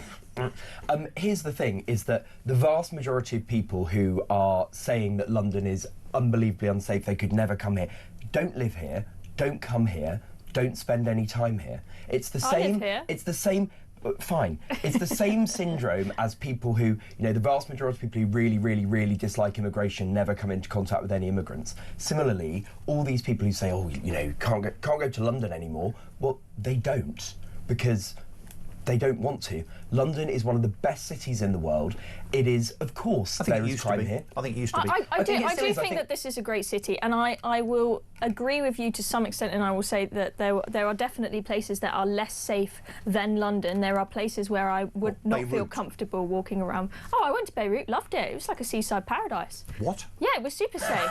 Okay. Yeah, as long as you stay out of the Hezbollah part in the south. But the Congo. But what I care about is the trajectory that we are on. Okay, right. I feel like we are going down a road where we are becoming less and less safe in London. There may have been a point in time, if you pick the right date, when it was less safe compared to now, but we're clearly on a trajectory where maybe 10, 20 years ago it used to be a lot safer, and now it is going downhill. If we keep going on that trajectory, correlation doesn't imply causation. If we keep going on that trajectory, things are going to get pretty bad in London. I think what I get concerned about, and the audience might be as well, is also not just the crime figures. And of course, again, you can mix them up with crime survey, which is just perception versus the reality and of data. That is the important thing. Yeah, there is all that. But what I worry about is almost the apathy from our authorities, from the police, and I don't mean the rank and file. I think they do what they can. I mean senior police officers, politicians, the authorities. I think there's an apathy towards the public when it comes to crime, preventing it, being visible, solving it, being tough. I also think that the police now have been infiltrated by the woke, and he's definitely not going to agree with this,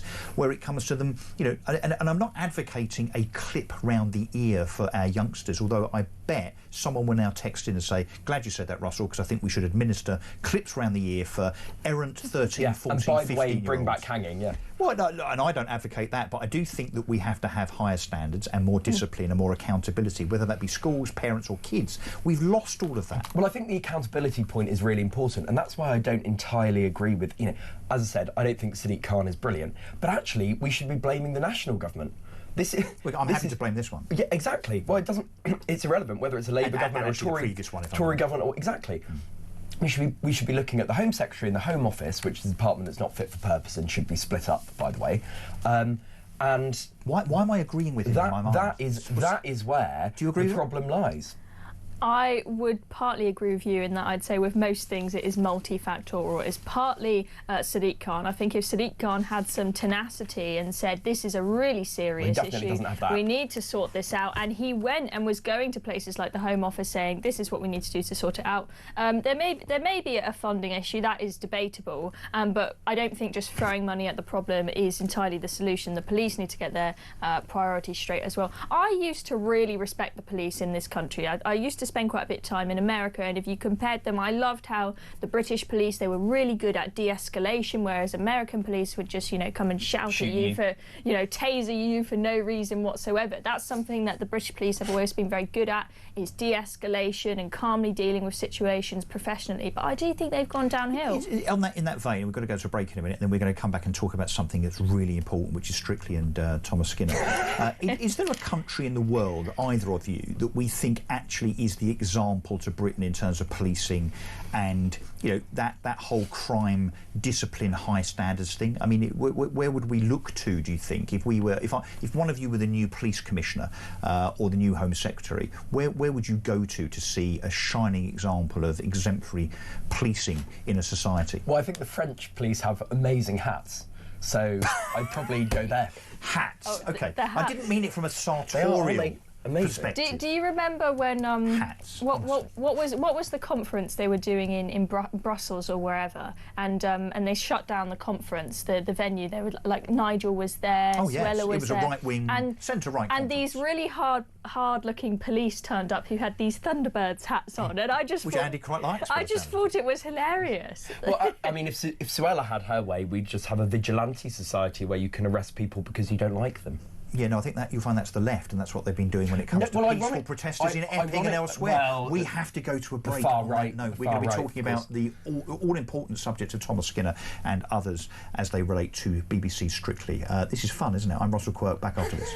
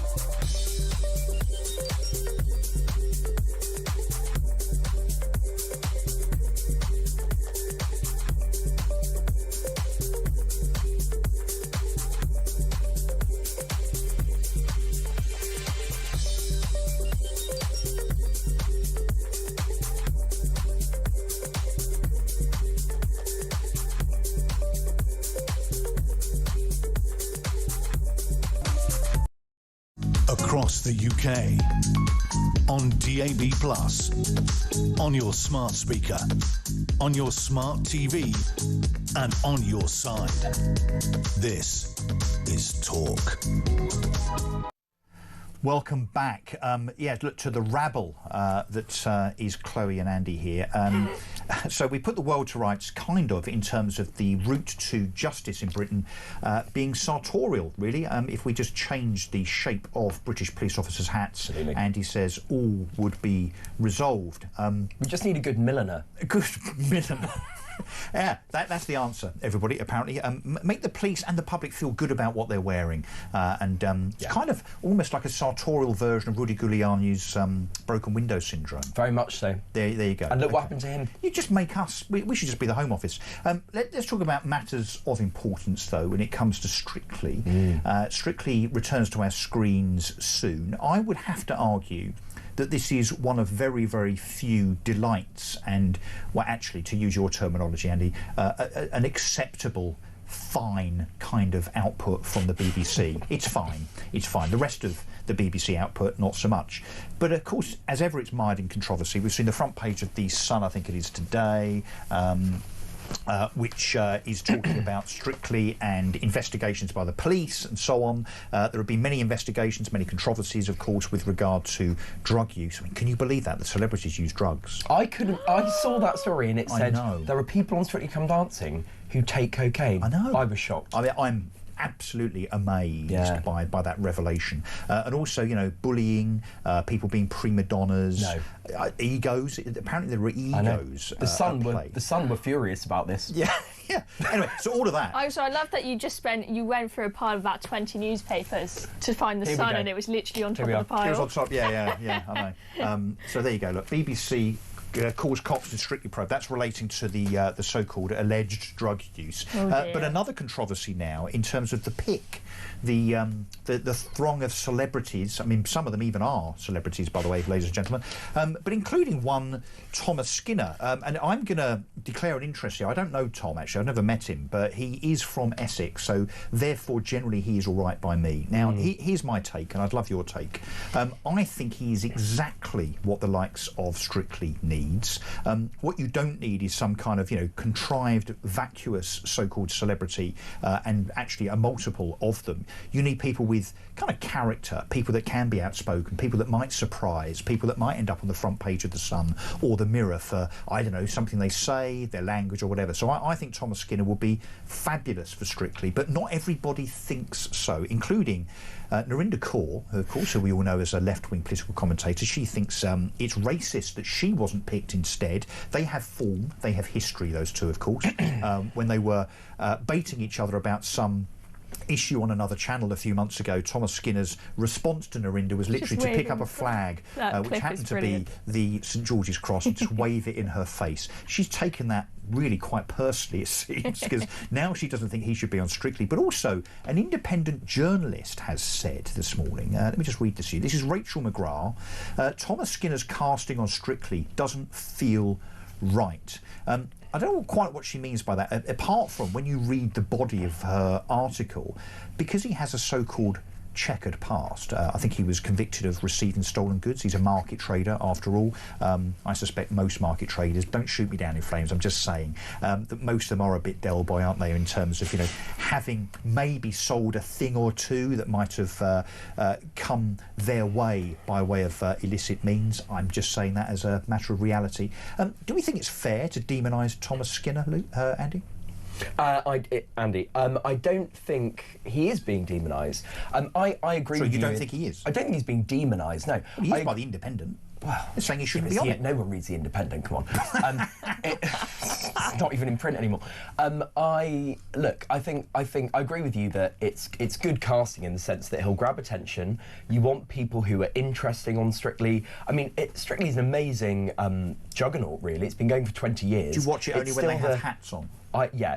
Exclusively on Hat Week. But it's the most watched TV show in Britain still. Yeah. And you do need it gets way more viewers than anything else by a country mile. What, apart more from than things Question Time? Even more than Question Time. Even more than this show. And no, but Thomas Skinner, I do think they might have tied themselves up in knots a bit here, because the thing with Thomas Skinner is he's obviously been very outspoken politically online, and from a particular perspective it's irrelevant that it's the right-wing perspective. But what does that mean? He's just patriotic. Whatever.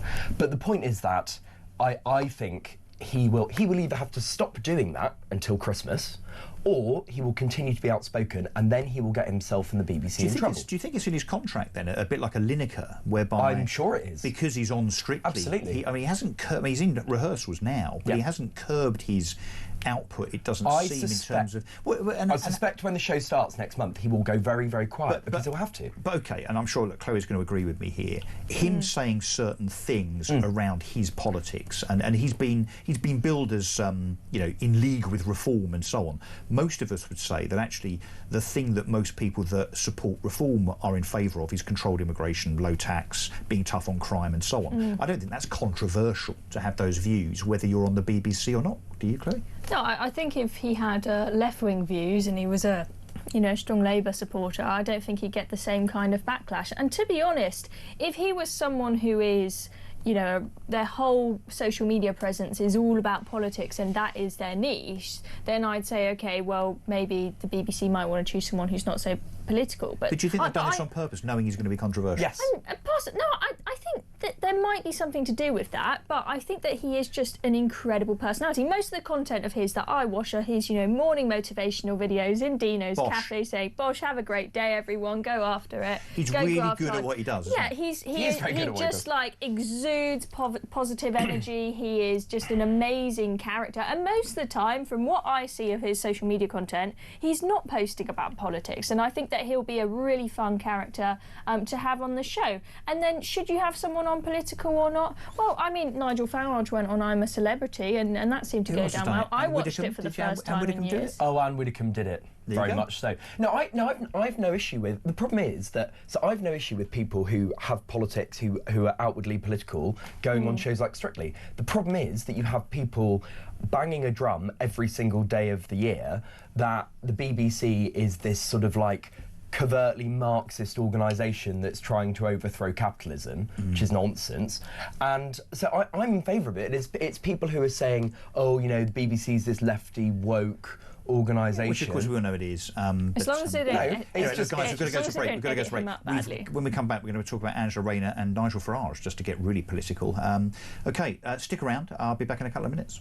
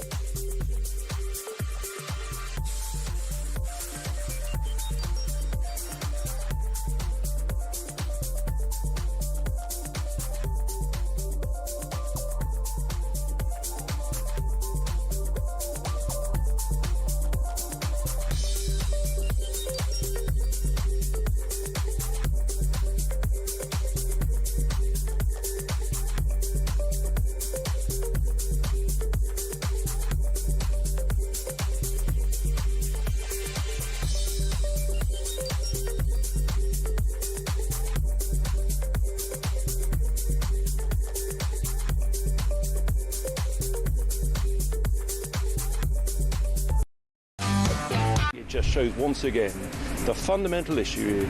We've got to stop these crossings at source. And, you know, I've said it before on your show how, you know, how frustrated I was as a government MP before we lost the election that we couldn't get these measures through to deliver the Rwanda scheme. I think it was the right idea. And it was frustrating that it was opposed at every step in terms of legal opposition and, of course, from Labour and particularly and therefore in the House of Lords. And it meant we couldn't legislate in the way we had wanted to, and I very much regret that.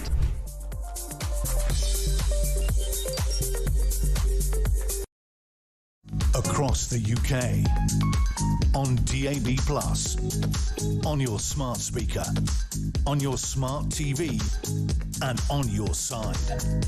This is Talk.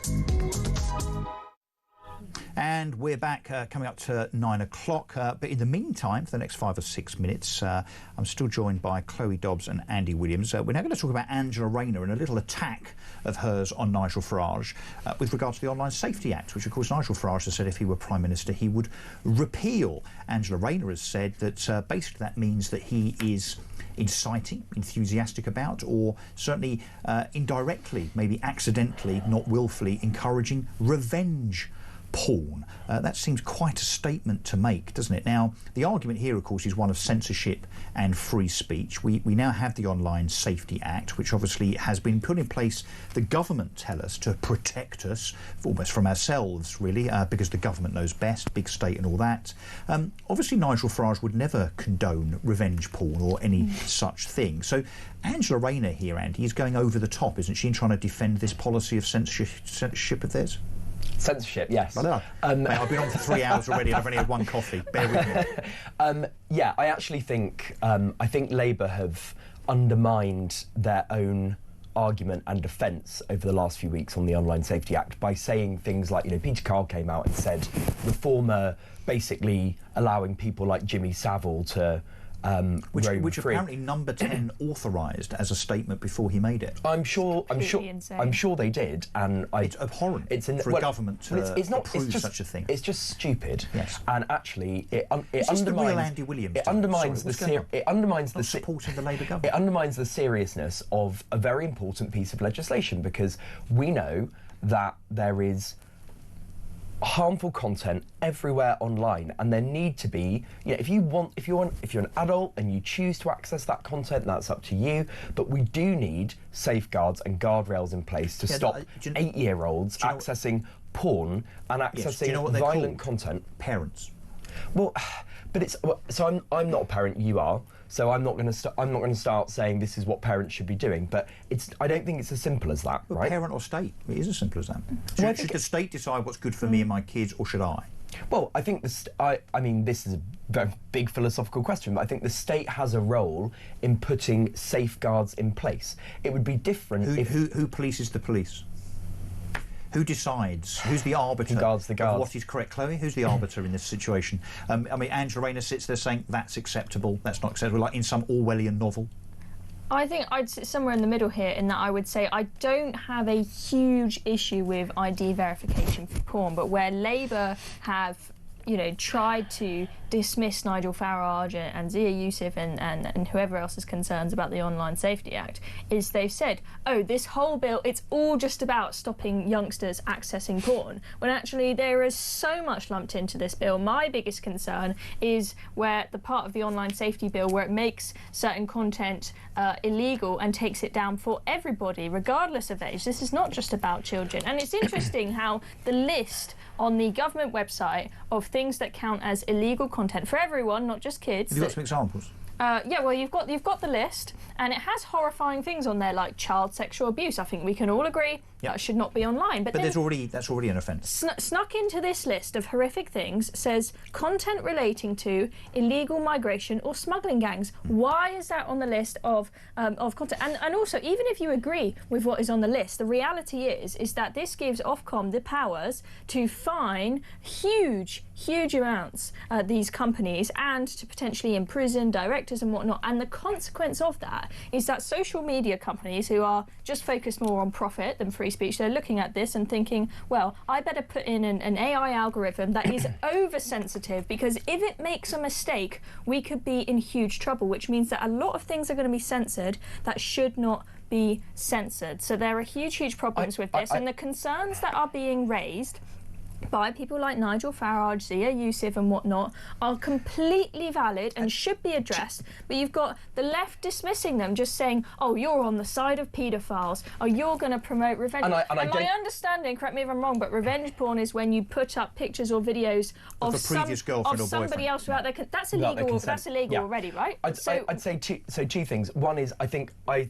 both sides of this debate have got it completely wrong. I don't think that the Labour government, that Peter Carl should have been going around and saying Nigel Farage on the side of Jimmy Savile. Whatever you think about Nigel Farage, that's just a ridiculous statement. And he still hasn't apologised, Peter Carl. Well, yeah, I mean, whatever. He backed down on his comments. On the reform side, as always, it's sledgehammer to crack a nut. It's like, you know what, we don't like this one aspect of the Online Safety Act, let's just slash and burn. Let's just get rid of the entire piece of legislation, which is their solution to everything. We're going to leave the EU, we're going to leave the ECHR, so some aspects of the Online Safety Act are okay, but you think it goes too far? Is that what we're saying? I don't think... So here's one thing I definitely wouldn't have done, which is put Ofcom in charge of...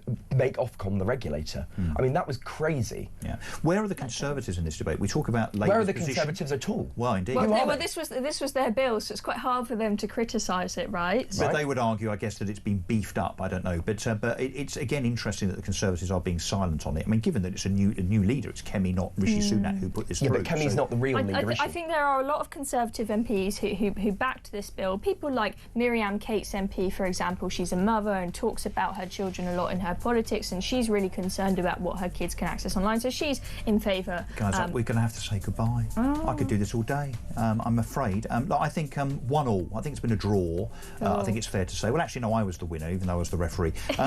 They've got to go, I'm afraid. Andy Williams and Chloe Dobbs. It's been fantastic. It's just come out to 9 o'clock. The news next, and after that, I'm going to be talking to Candace Holdsworth about Trump, Putin, and many other things. I'm Russell Quirk. This is Talk.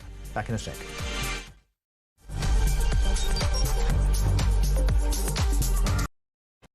How much, ladies and gentlemen, are fish and chips where you come from? We'll go to Jason in Crewe.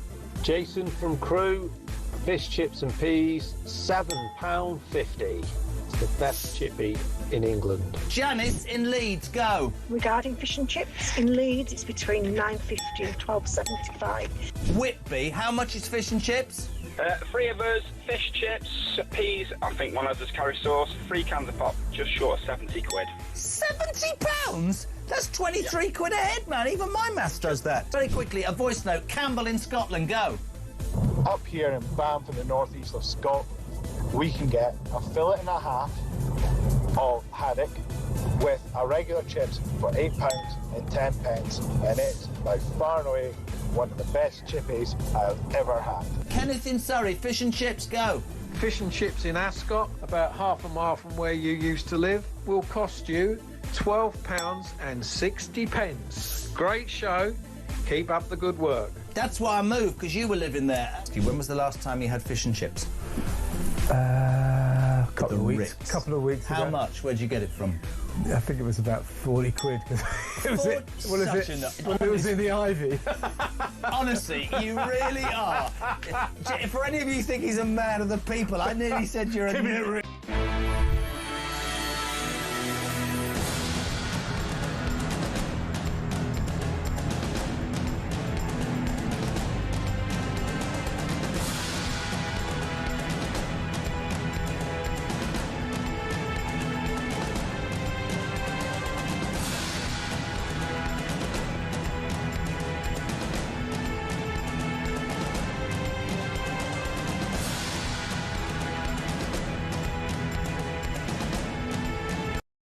Across the UK, on DAB+, on your smart speaker, on your smart TV, and on your side. This is Talk.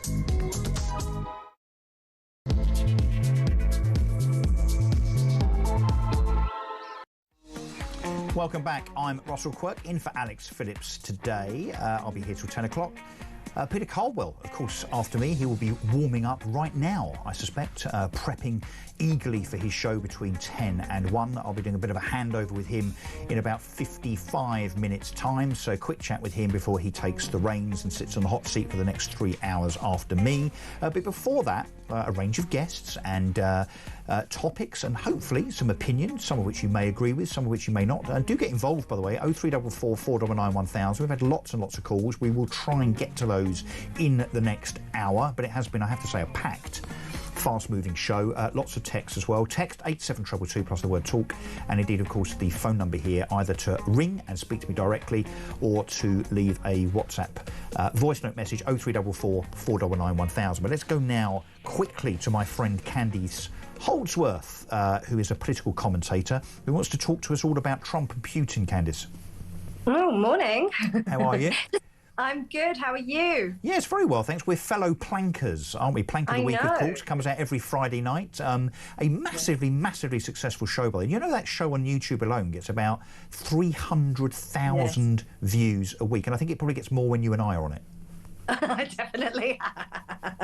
We never shy away from getting into a bit of plankery. No, true. Talking of audiences, let's talk about the Trump-Putin summit in Alaska, which obviously was a couple of days ago. Trump, and talking of audiences, I mean, the world literally is watching because Trump, riding to the rescue, he would say, marking himself 10 out of 10 in terms of his performance and his rating of the conversation that he had with Vladimir Putin with regard to trying to get towards some semblance of peace. But no ceasefire, of course, and I don't think we really expected one.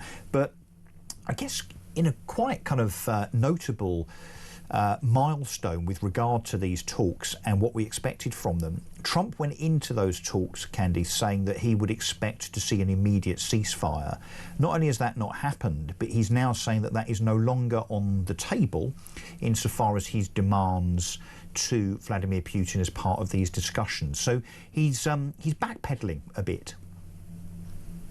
Yes, I think it's incredibly difficult dealing with when it comes to these sort of diplomatic discussions. Every diplomat who talks on this issue, who has had a long history of sitting across the table from their Russian counterparts, will say, you will agree on something and then you will end up having to backtrack on it. That's just the way that the Russians operate. And you've got to be used to that, and you've got to know how to deal with that. I think if anyone thinks that the Russians are just going to back down and are going to look weak or seem to be humiliated in their eyes is naive and doesn't have good knowledge on this issue.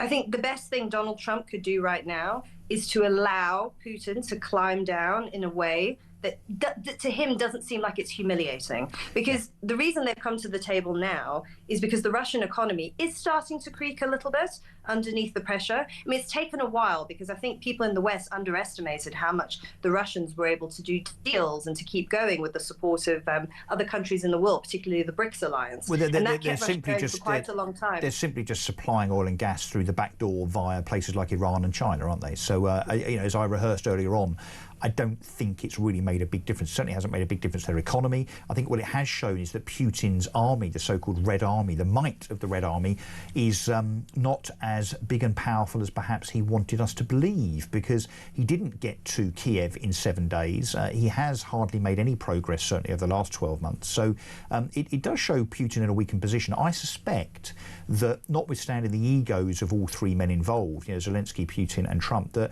Putin does want a way out of this. But I'm afraid that will include him being seen, to your point, to win, particularly when it comes to an element of territory. I just don't see Putin backing down under any other circumstances, either from the results of a conversation with Donald Trump, or, as we've had some guests and experts on this show over the last 24 hours suggesting, that we simply pile more money, more arms, more conflict, more aggression, more pressure from the West on Vladimir Putin. I mean, do you agree with me, and not everybody does, by the way, do you agree with me that is not the way to resolve this, effectively to light the tinderbox more and to provoke a third world war? No, I absolutely agree with you. I think that we need to bring this to a pragmatic end. And I think that pragmatists don't always go down in history in glory, right? They tend to go down in history in disgrace because they make deals. And it's not always, it's a bit of an ignominious end. But what it does is that the means justifies the end, because it means, like you say, that you're not lighting the tinderbox. Because war is unpredictable. You have absolutely no idea how it's going to go. I mean, we just had the 80th anniversary of the bombing of Hiroshima and Nagasaki. I mean, do you think people in 1939 thought that that was the way things were going to end? No, but it turned out that that's the way they had to bring things to an end, because the fighting had been so vicious and so awful, and there'd been such loss of life that they ended up having to make horrific decisions like that. Do we want that? No, I don't think we do, especially when we've got lots of nuclear armed powers. And Putin has said he will use the nuclear bomb. If he feels there's a threat, he will use it. So I think that perhaps it's not, you know, the glorious end that we all want, but if we can do a bit of realpolitik and be pragmatic. And by the way, J.D. Vance was criticized horribly in that meeting with Zelensky, and obviously his conduct, I don't agree with it. But the one thing he said that was true is that Ukraine does have a manpower problem. That is true. They are struggling. The economy is in absolute tatters. I think it's in their interest to bring it to an end. Well, it is in everybody's interest. I think, you know, economically, socially, politically, and not least, I mean, the most important thing is the loss of life, the casualties, of course. Do you think Trump is approaching this from the point of view of it being a commercial deal? I mean, do we think the reality of this is that it ends up being something where territory is conceded, but also, you know, future commercial interests around minerals? I mean, that seems to have been talked about a lot in the papers over the last couple of days, that whether it be Ukraine's minerals being able to be used by Russia, or indeed Trump even suggesting potentially that some of Alaska's minerals might be able to be given up and used by Russia. So do you think this just comes down to money at the end of the day? I think that's the way that America likes to do things. Well, Trump certainly. Yes, I mean, what they'll say is, let us invest in your country, and then we have an interest, and then we have a relationship, and that's what everyone has said. You know, Ukraine has a lot of rare earth minerals. Once you bring American companies in, that's very important. America's going to need this for, you know, everything in the future, all the technological advances of the future. We're going to need all this stuff.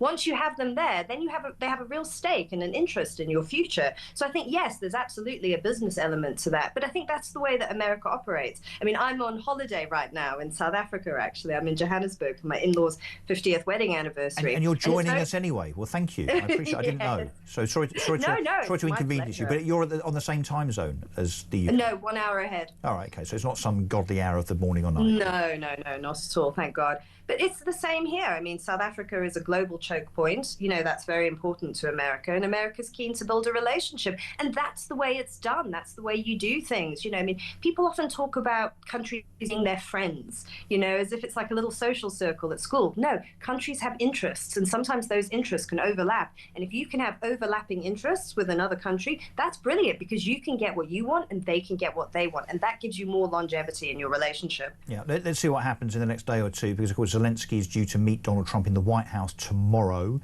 Let's see if it's a similar display to the last time he was there. I guess he will hope not, because he was rounded on and humiliated, as you say, by J.D. Vance and by Donald Trump. He was scolded, effectively. But I have to say, it seems that Zelensky's attitude towards Trump and the Trump administration has survived that. You know, I think he put out a message a couple of days ago in anticipation of the summit, the meeting between Putin and Trump, that he wished Donald Trump luck. And of course, look, Zelensky's no idiot. He must realise that Trump, in those conversations with Vladimir Putin, is going to revolve around some kind of concession, some kind of annexation. I mean, surely Zelensky understands what's coming. Yes, and also I think since that blow-up in the White House, Zelensky is in a slightly weaker, not slightly, quite a lot weaker position domestically. I mean, he tried to bring in all these constitutional reforms, which were completely rejected, anti-corruption reforms, which were completely rejected as anti-constitutional in Ukraine. It sparked huge protests. So he may be in the mood. It makes him a little unpredictable. You know, will it mean that he digs in or that he's in the mood to compromise? But things have shifted since that White House meeting, and I just wonder if Zelensky can be as uncompromising as he has been in the past, or maybe he, you know, sees this for what it is, the opportunity to bring things to an end. Because for him, I don't think his position is as solid as it was. Look, he's always going to have needed a referee in the room. Rightly or wrongly, that referee is Donald Trump. The other thing, of course, that Zelensky will be mindful of is people turning the financial tap off. Certainly Donald Trump has threatened to do that. I don't think that's going to happen where the UK and the EU are concerned, because Starmer here, as our Prime Minister, seems content and intent on just, yes, promising more and more taxpayers' money regardless. And I guess that's a way of Keir Starmer staying relevant in this conversation, isn't it? Let's turn now to matters closer to home. This story that you might have seen, Candice, a judge who has allowed a knife-wielding fiend to stay in the UK, and it's being suggested that the reason she was so soft on this knife-carrying maniac, who obviously is from foreign climes, because she herself was on the board of the pro-asylum charity board. Now, this is a judge by the name of Fiona Beach declared that Christian Quadjovi, who's a French national, was not a threat to the public. So do we think there's a conflict of interest here, Candice? Maybe just a slight one, just a tiny bit, just a teensy tiny bit. I think we've seen this time and time and time again. A lot of these judges ruling in these cases often have such a liberal, and I'm being generous when I say liberal, interpretation of the law that it's quite obvious that there's a political bias there. Should we say woke? Should we say woke? Yes, I think so. That's like actually a more succinct way of putting it, woke judges. And I think there are quite a lot of them. I mean, we saw recently with one judge who ruled that, family member doesn't need to be someone who's related to you by blood. So that opens the door for people, refugees, bringing over huge numbers of people that they claim to be their family members.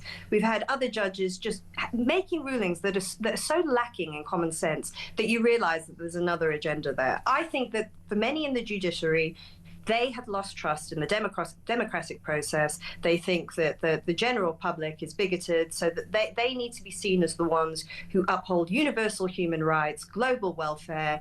And it's wrong, because these when people read about judgments like this, it just seems so outrageous, and it makes people lose faith in the system, because the system should ultimately belong to the people and how they see things, because we have to shift things according to current circumstances. We can't have rigid rules in place when, for instance, you've got a general public who's in uproar about the immigration and asylum system. Yeah, but let's be clear here. I mean, obviously everyone has views, and I think I said earlier on in the show today that obviously people have their own politics, their own ideologies, but when they are in a position, particularly as a judge, there is an absolute obligation of impartiality and not allowing their politics and their ideology to cloud their judgment when it comes to making decisions, particularly when it comes to protecting the public.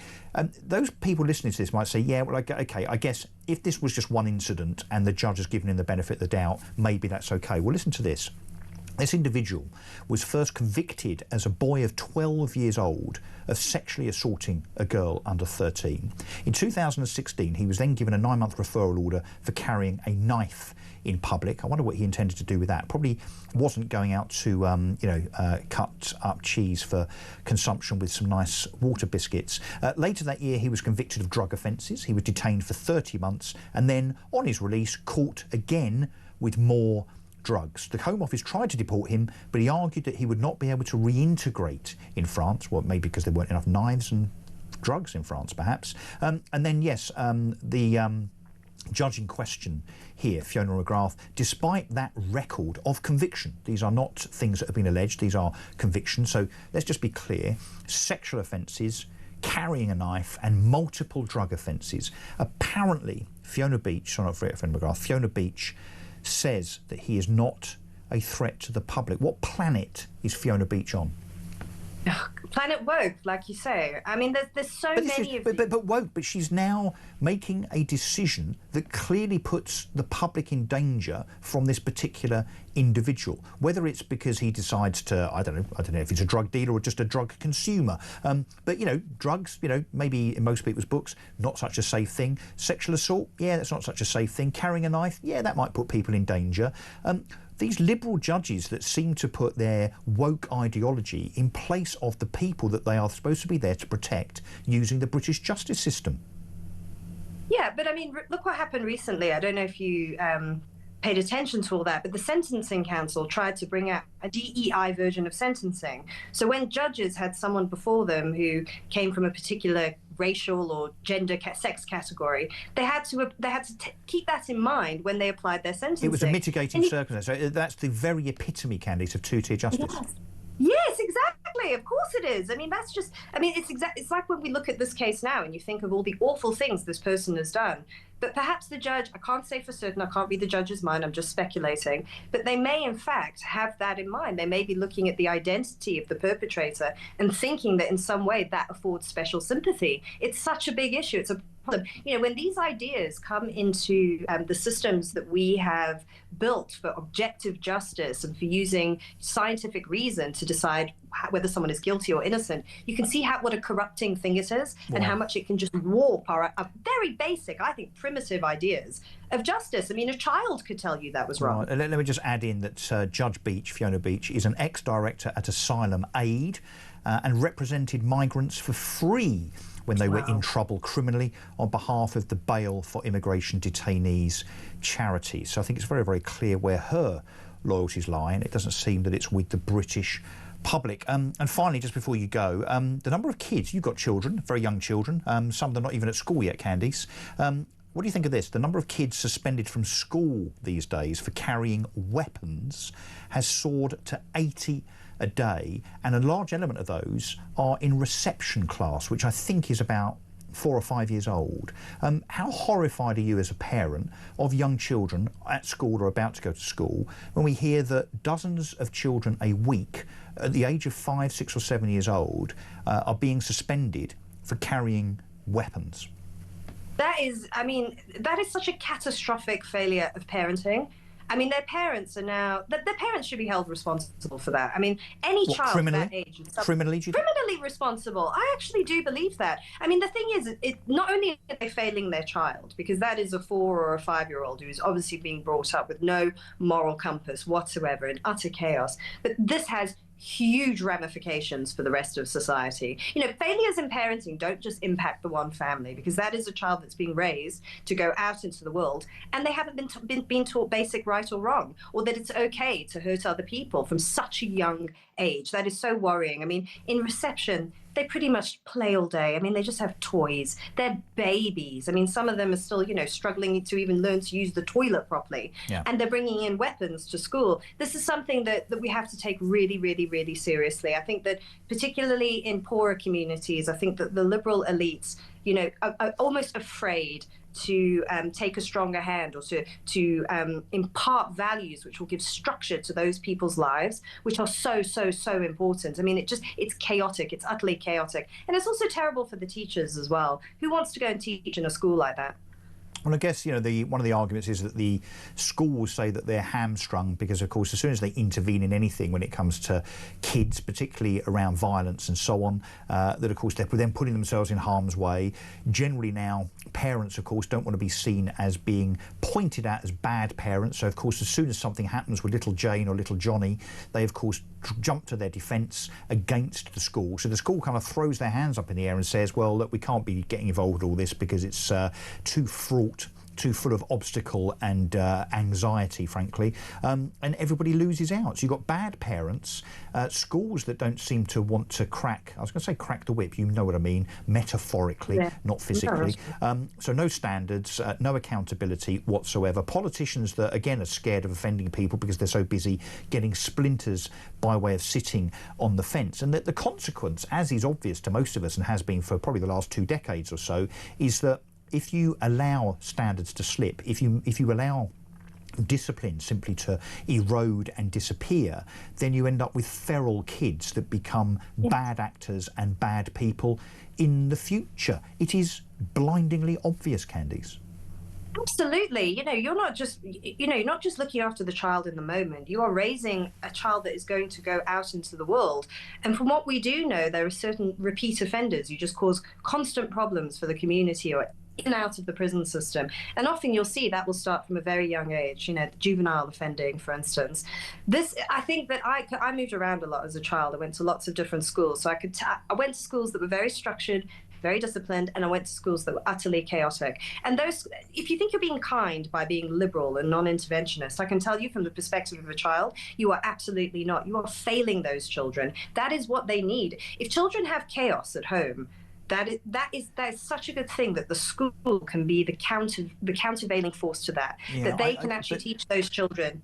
But you know what I think, Candice? I think that we talked earlier on in the head-to-head about parental responsibility, particularly when it comes to the sort of things that children look at online. And I'm all for the parent being the arbiter, not the state. But I have to say, when parents start failing their children, I think it comes to a point where, the state does have a role to play, but not in terms of telling us what we can and can't watch, see or read, but when it comes to the matter of penalty by way of prison. So I think, again, this might be a slightly controversial view, but when it comes to youngsters that commit offences, no matter what their background, no matter how liberal a judge might try and make excuses for them, we need to bring back the likes of Borstalls to make sure that individuals, young as they are punished properly so that they understand, in the absence of parental responsibility, right and wrong. I also think that for errant 16, 17 and 18-year-olds, if you want to start committing crime, well, maybe a little year or two snap of national service in the army might do you the world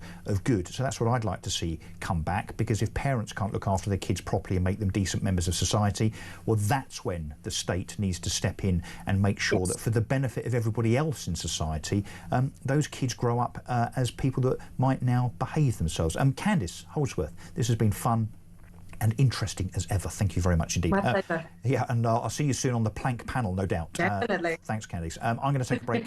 Back after this for the last portion of the show. See you later, Candice. Back after this break.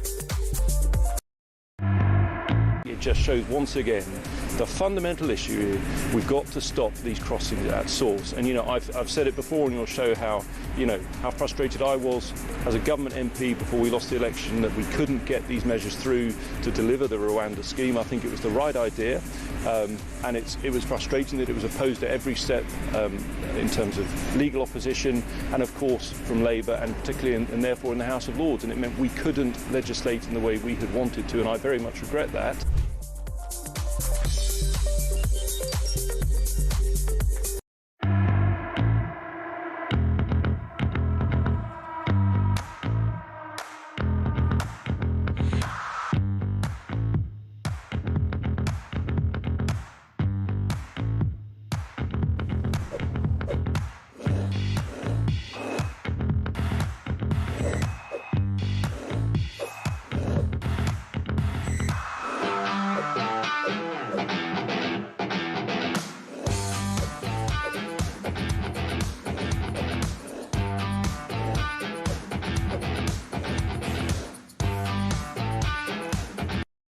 Across the UK, on DAB+, on your smart speaker, on your smart TV, and on your side. This is Talk. Welcome back, 9:26. I'm Russell Quirk. This is Talk Breakfast. I'm in for Alex Phillips here till 10 o'clock. Peter Caldwell after me. He is in the building, I understand, prepping furiously for his 3 hours from 10 until 1. Let's turn now to matters of protest at RAF High Wycombe. I want to talk to Paul Harris, who's editor of the Jewish Telegraph, to talk us through this story. Tell us about this, Paul, and welcome, by the way. Thanks for joining Talk Breakfast this morning. Protest about flights which the RAF apparently been making for almost 2 years over Gaza.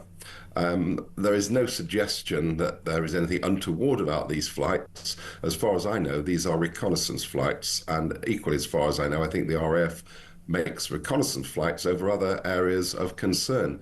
These protesters are demanding a ban on arms sales for Israel and making all sorts of disparaging comments about the RAF.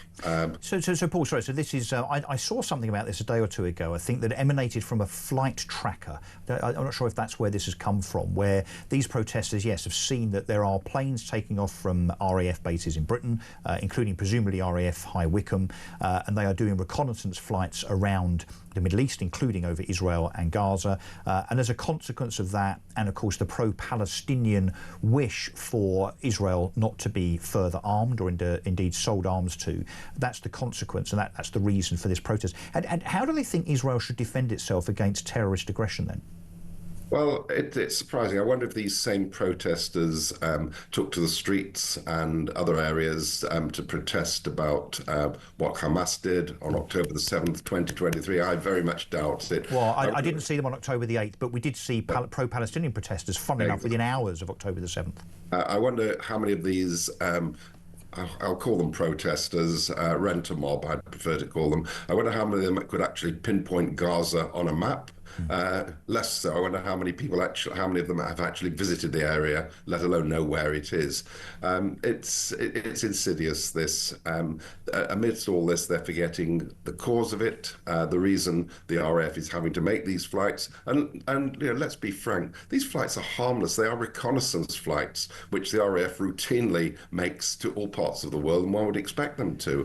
They're gathering information, as do other countries too. But Paul, this kind of pro-Palestine, anti-Israel, I mean, in some respects, not all, anti-Semitic activity, it seems now to be the kind of the preserve of the kind of Middle England left-wing liberal elite, doesn't it? Almost as a pastime. I mean, these are...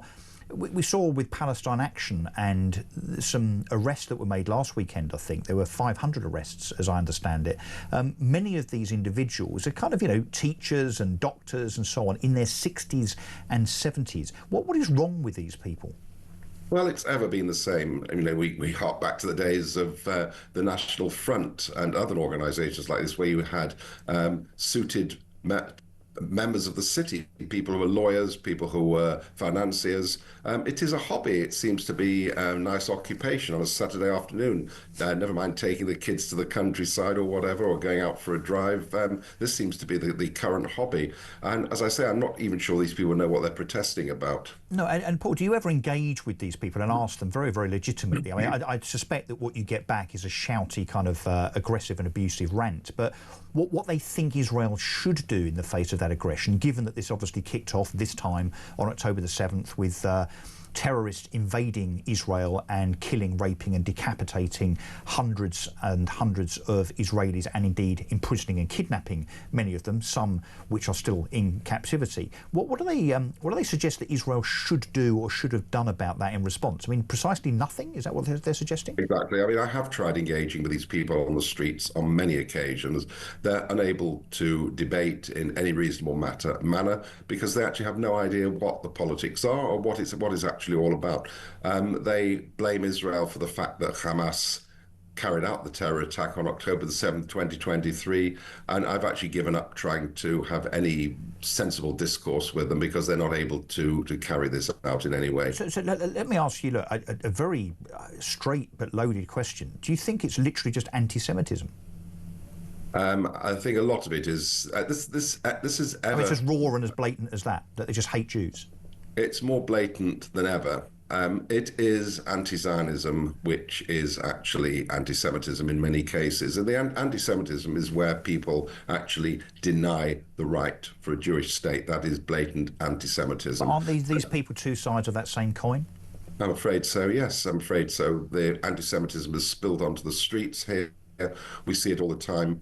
We see anti-Jewish slogans. The Community Security Trust, which monitors these figures, has brought out some of the worst, has produced some of the worst figures ever, particularly in the Manchester area, within the last few weeks. And this is all down to what happened on October the 7th. So these people have got the narrative completely wrong. They're blaming the aggressor rather than the victim. Yes, yeah. How this gets resolved, goodness only knows.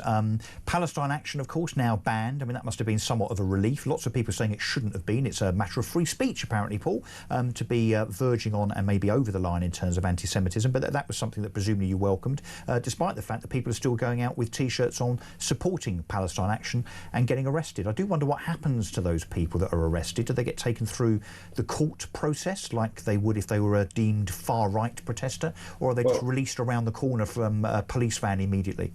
As far as we know, there were previously no convictions, and none of these had appeared in court. We understand now that the 500 who were arrested, and we believe there are actually more who may well be over the next coming weeks.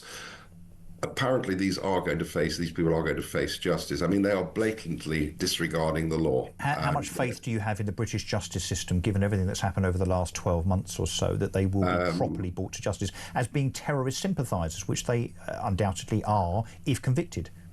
I don't think this is given much priority, and I haven't got much faith in the fact that these people will receive anything other than a rap over the knuckles and probably never appear in court, although we are promised that they will. But this government is weak. Keir Starmer has been lily-livered over the Israel situation.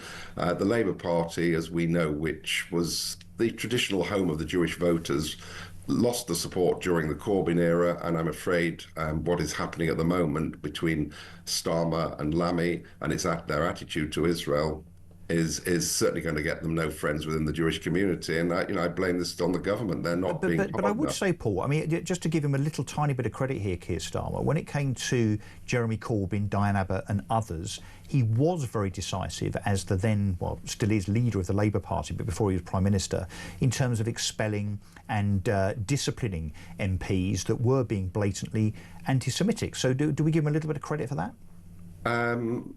In hindsight, he may have done this. I actually challenged him in person on this and asked him how. This is when he was leader of the opposition, just before the election. I asked him how he was able to sit in Corbyn's cabinet, never utter a word, and continue to support Corbyn. And he's actually on record, and this is on public record, you can find this, as saying what a wonderful Prime Minister Corbyn would make. Suddenly all this changed when he became... Wouldn't it be nice if he'd given a really honest answer, which is, well, because of the power of politics and authority and the money? Maybe that would have been a more honest answer. Paul Harris there, editor at the Jewish Telegraph. Paul, thank you very much indeed for taking the time to speak to us. We're going to take a break, and after the break, the floor is all yours. We're going to be taking calls, messages, and reading some of your wonderful voice notes. I'm Russell Quirk, and for the next 25 minutes, this is Talk Breakfast.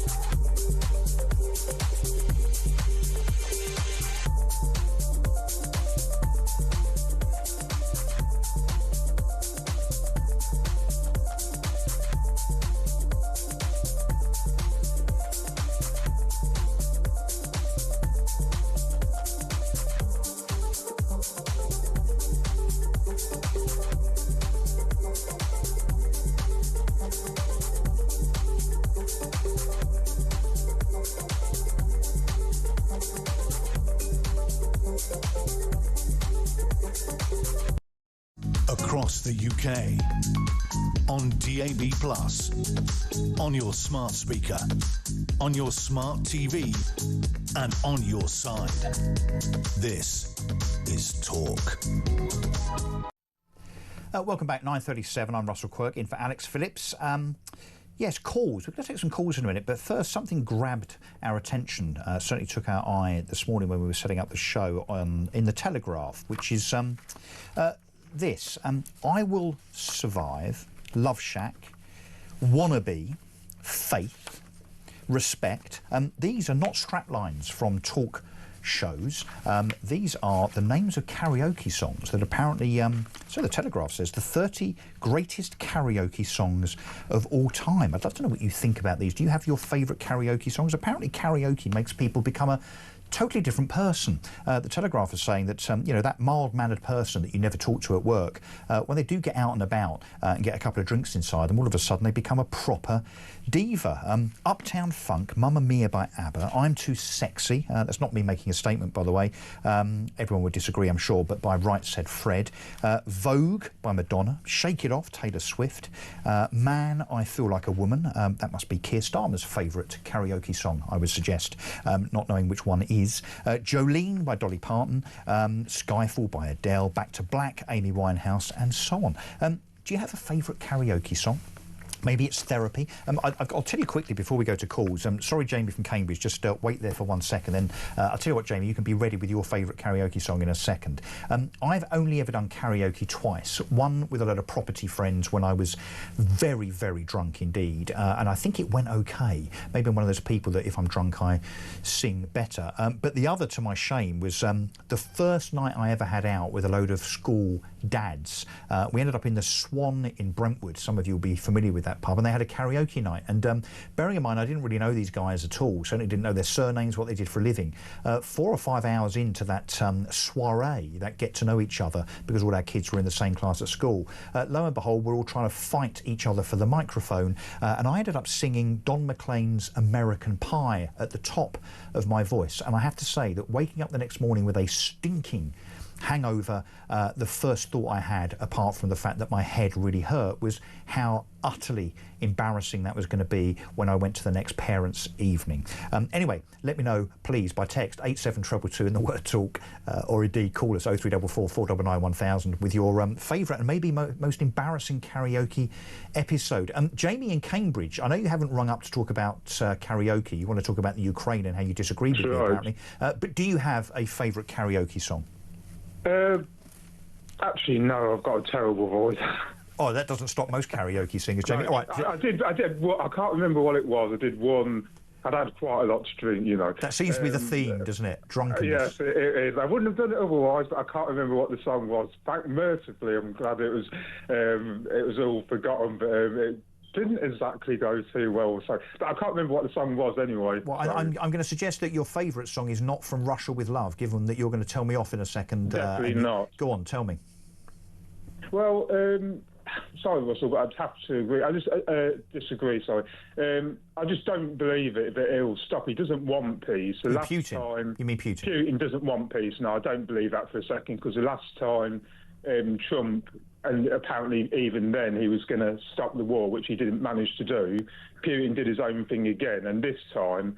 I think it will just be exactly. You know, I don't see why Zelensky should have to give up a lot more now, considering everything that's happened and being as courageous as he has been.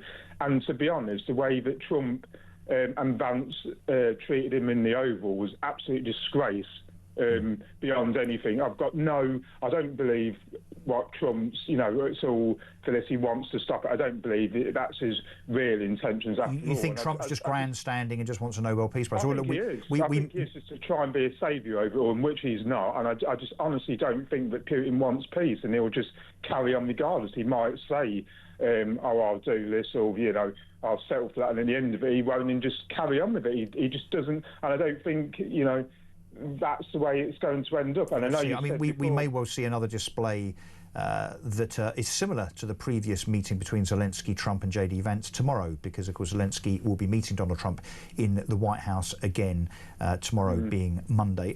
So if it's a question of not giving in, and look, of course, we all understand why a sovereign nation that's invaded shouldn't then give up territory to appease the monster that's invaded them. I guess, look, my rhetoric over the last couple of days, really, Jamie, has just been one of pragmatism in terms of otherwise, and answer me this, what stops Putin?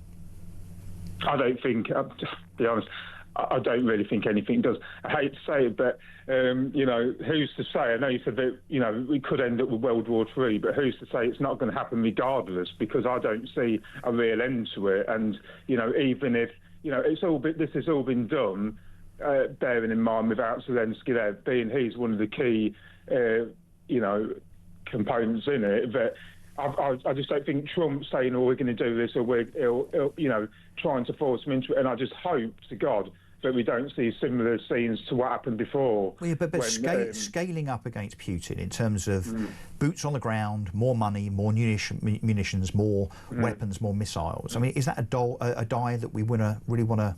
Shall I put my teeth back in? That we really want to roll? I can't remember who you had on earlier. The American who you was Bill. Yeah. Yeah. I mean, I do agree up to a certain extent, but I think, you know, we've supported him this far. I feel like we really have to carry on because you have to stand up against bullies, and that's exactly, I mean, that's exactly what it is. And he's just, but Jamie, why did we give in to the IRA then? Well, you know, the thing is that if you give up now and he gets everything, who's to say he's going to stop there and not move into neighbouring? Well, because then I think Ukraine joins NATO, and I don't think Putin's going to take on NATO. But he picked on Ukraine because he wants to be a 21st century Stalin, and he could because he realised that they're not part of NATO, and therefore there was nothing really to stop him. Look, Jamie, thank you very much indeed. No, go on, have the last word. Go on, sir. So just carry on. But the thing is, I just wanted to say, you know, that where the nuclear thing's concerned, but he's been threatening that for you know, for so long now. It's just trying to call bluff. I don't think, you know, if not, then he would have done it by now, surely. Playing chicken with Vladimir Putin. Yeah, I'm not sure that's a game that we should really play, but I take the point that you shouldn't give in to bullies, shouldn't negotiate with terrorists. But you know what? Countries do in these situations. Right. Jamie from Cambridge, thank you very much indeed for your call. Let's talk to Derek now in... is it Royal Berkshire? Is it still Royal Berkshire, Derek? Well, supposedly. You're not convinced? Seemingly is where I am. OK. What did you want to say, Derek?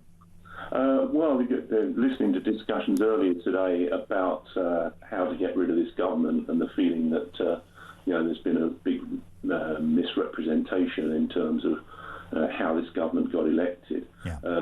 It has struck me for a little while that actually there is a legal action available to do it, but I suspect it could be quite difficult to achieve. But basically there's a variety of feasances, for which a legal term, there's an act of misfeasance, which is action that can be taken against any public official or holder of office such as Prime Minister, that they have either misused or abused their power by acting in a way that is likely to cause harm or injury to someone. Is it almost like a misconduct in public office thing, or something different to that? That is exactly it. Ministers hold a public office and they're acting in that capacity. Yeah. And so feasances can apply. There's also something called malfeasance, which is the willful and intentional act of doing harm. And I think in many cases it could be argued that ministers, including the PM, have made decisions they know will negatively impact specific individuals or a group. And if it comes down to a question of intent, as you say, that they make such decisions knowing that they're going to cause harm, then I guess that would be the test. Derek, are you a lawyer? No. You seem to know quite a lot. Have you read a law book this morning? No, but I do work in the financial services industry, and I know that there's a lot of discontent in that particular area. Do you mean in the city, particularly? I used to many years ago, but not anymore. I actually am in Crowthorne in Berkshire. But I think the issue with all of this is very much down to the claimant, whoever that is chosen to be, and that there could be a group of people come together, but it's very much down to them to prove that the ministers involved have acted in an intentionally bad way. And Derek, given that we've got potentially 4 years, or certainly 3.5 to 4 years of this government left, I guess it's worth a go, isn't it? I mean, you're talking about a group litigation order, which could be by a group of members of the public, or indeed, I suppose, other organisations, whether it be another political party or whatever. But I would suggest we should have a little go at this, really. I mean, there's absolutely nothing to lose. Maybe crowdfund a few quid and try and kick this hapless government out. Derek, thank you very much for that advice. Very interesting. What do you think about that? It is possible, it seems, to sue the government and certainly for almost malpractice, misconduct in public office, if we believe that they are not doing what they should do to protect the public in terms of carrying out duty to the public in a diligent fashion. I'd love to see that tested, I have to say. Thank you very much indeed. Derek from Berkshire. OK, we have just a few minutes left. We're going to take a quick break, but then when we come back, more of your calls, voice notes and texts. Back in a tick.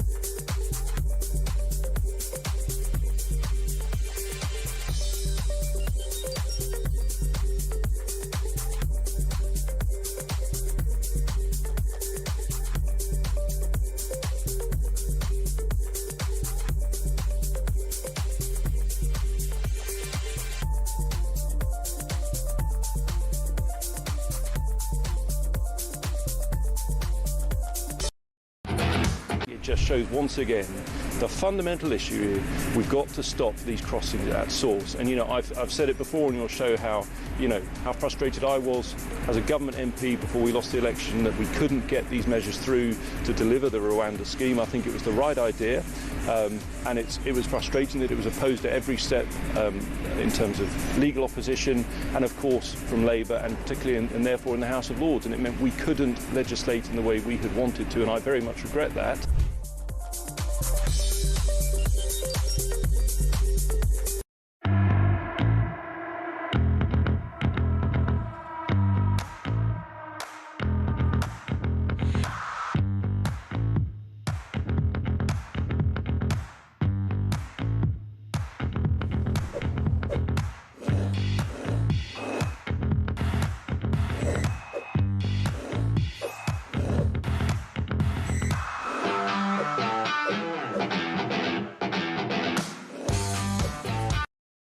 Across the UK, on DAB+, on your smart speaker, on your smart TV, and on your side. This is Talk. Welcome back for the last 10 minutes of the show, and thank you very much indeed for joining me all morning. Peter Cardwell comes up in 10 minutes' time. The important question of karaoke, I mean, this is a question, of course, that the nation wants answered, which is the best karaoke song. My Twitter's just lit up, by the way, or X, whatever you want to call it. Jim Arbuthnot says, you're just too good to be true. I'm not sure if that's a compliment or the name of a song that he likes.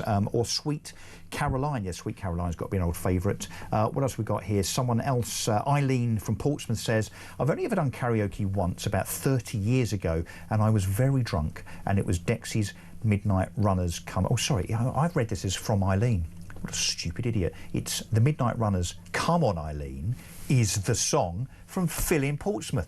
Phil, can I just suggest a bit of punctuation in your text wouldn't go amiss, mate, if you don't mind. Now the gallery are laughing at me. But as the gallery are laughing at me, I've got to tell you that Dean Spencer, who's the man that puts this entire show together, he is the top man producer of The Breakfast Show at weekends. He's called Dean because his parents either like Dean Martin very, very much, or maybe, I don't know, grandparents, or perhaps because, you know, something happened to a Dean Martin Putin song, Dean, I might wager. OK, on that note, should we move on to matters of importance now with... let's do some voice notes first of all, shall we? There's been quite a few, starting with Sarah. Morning, Russell. Great show. Just listening to your discussion about the child benefit, and I couldn't disagree with Claire more. I mean, we stopped at 2 children because that's what we could afford. Our children were given the same, you know, benefits, if you like, as everybody else. They had a free, in inverted commas, education, access to the NHS, etc., etc. We stopped at 2 because that's what we could afford. So why should we now be paying for numerous children in a family that maybe should have stopped at 2 as well? Sorry, just saying. Yes, I think Sarah is right. Why should the state, and indeed not the state, the taxpayer, pay for someone that decides to have 8 kids and doesn't want to work hard enough to pay for them? If you can't afford them, don't have them. Let's listen to what Elle in London has to say. I used to work and socialise in London. My head office was in Liverpool Street, so I'd go to the meeting there once a week. Then I'd go down Oxford Street and I'd go and do some shopping. This is all on my own. Go and have some food, have a couple of beers, all on my own. Absolutely loved it. Used to go out in Brixton, used to go out in Camden, all over the place, all kinds of gigs all over the place. I went a couple of months ago with my boyfriend, and had I not been with him, I would have come straight back. It is scary. Now, I used to live there, work there, and I wouldn't have never go back now. That's it, it's done. Indeed. And let's hear what Sharon has to say about Andy Williams, our friend from earlier on. Morning, Russell. I often ask myself, how have we got to where we are? And this morning, I think I definitely know now. And his name is Andy Williams. And that is why we're where we are now. His attitudes and everything he thinks is just... That's why we're where we are now. Have a good day, Russell.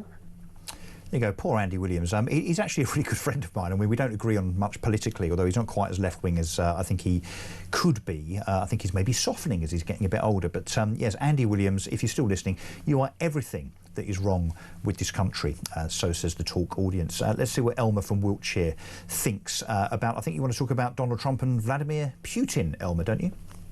Yes, I do. Hi. Hi. Hello. Thanks for calling. Yes, I do. I want to say that I think they're the best of friends. Mm-hmm. But the thing is, they're making it so public, which is a bit astounding, don't you think? Well, they didn't... I mean, we didn't hear what they said in the meeting, in fairness. I mean, they could have televised it, I suppose. That could have been interesting, couldn't it?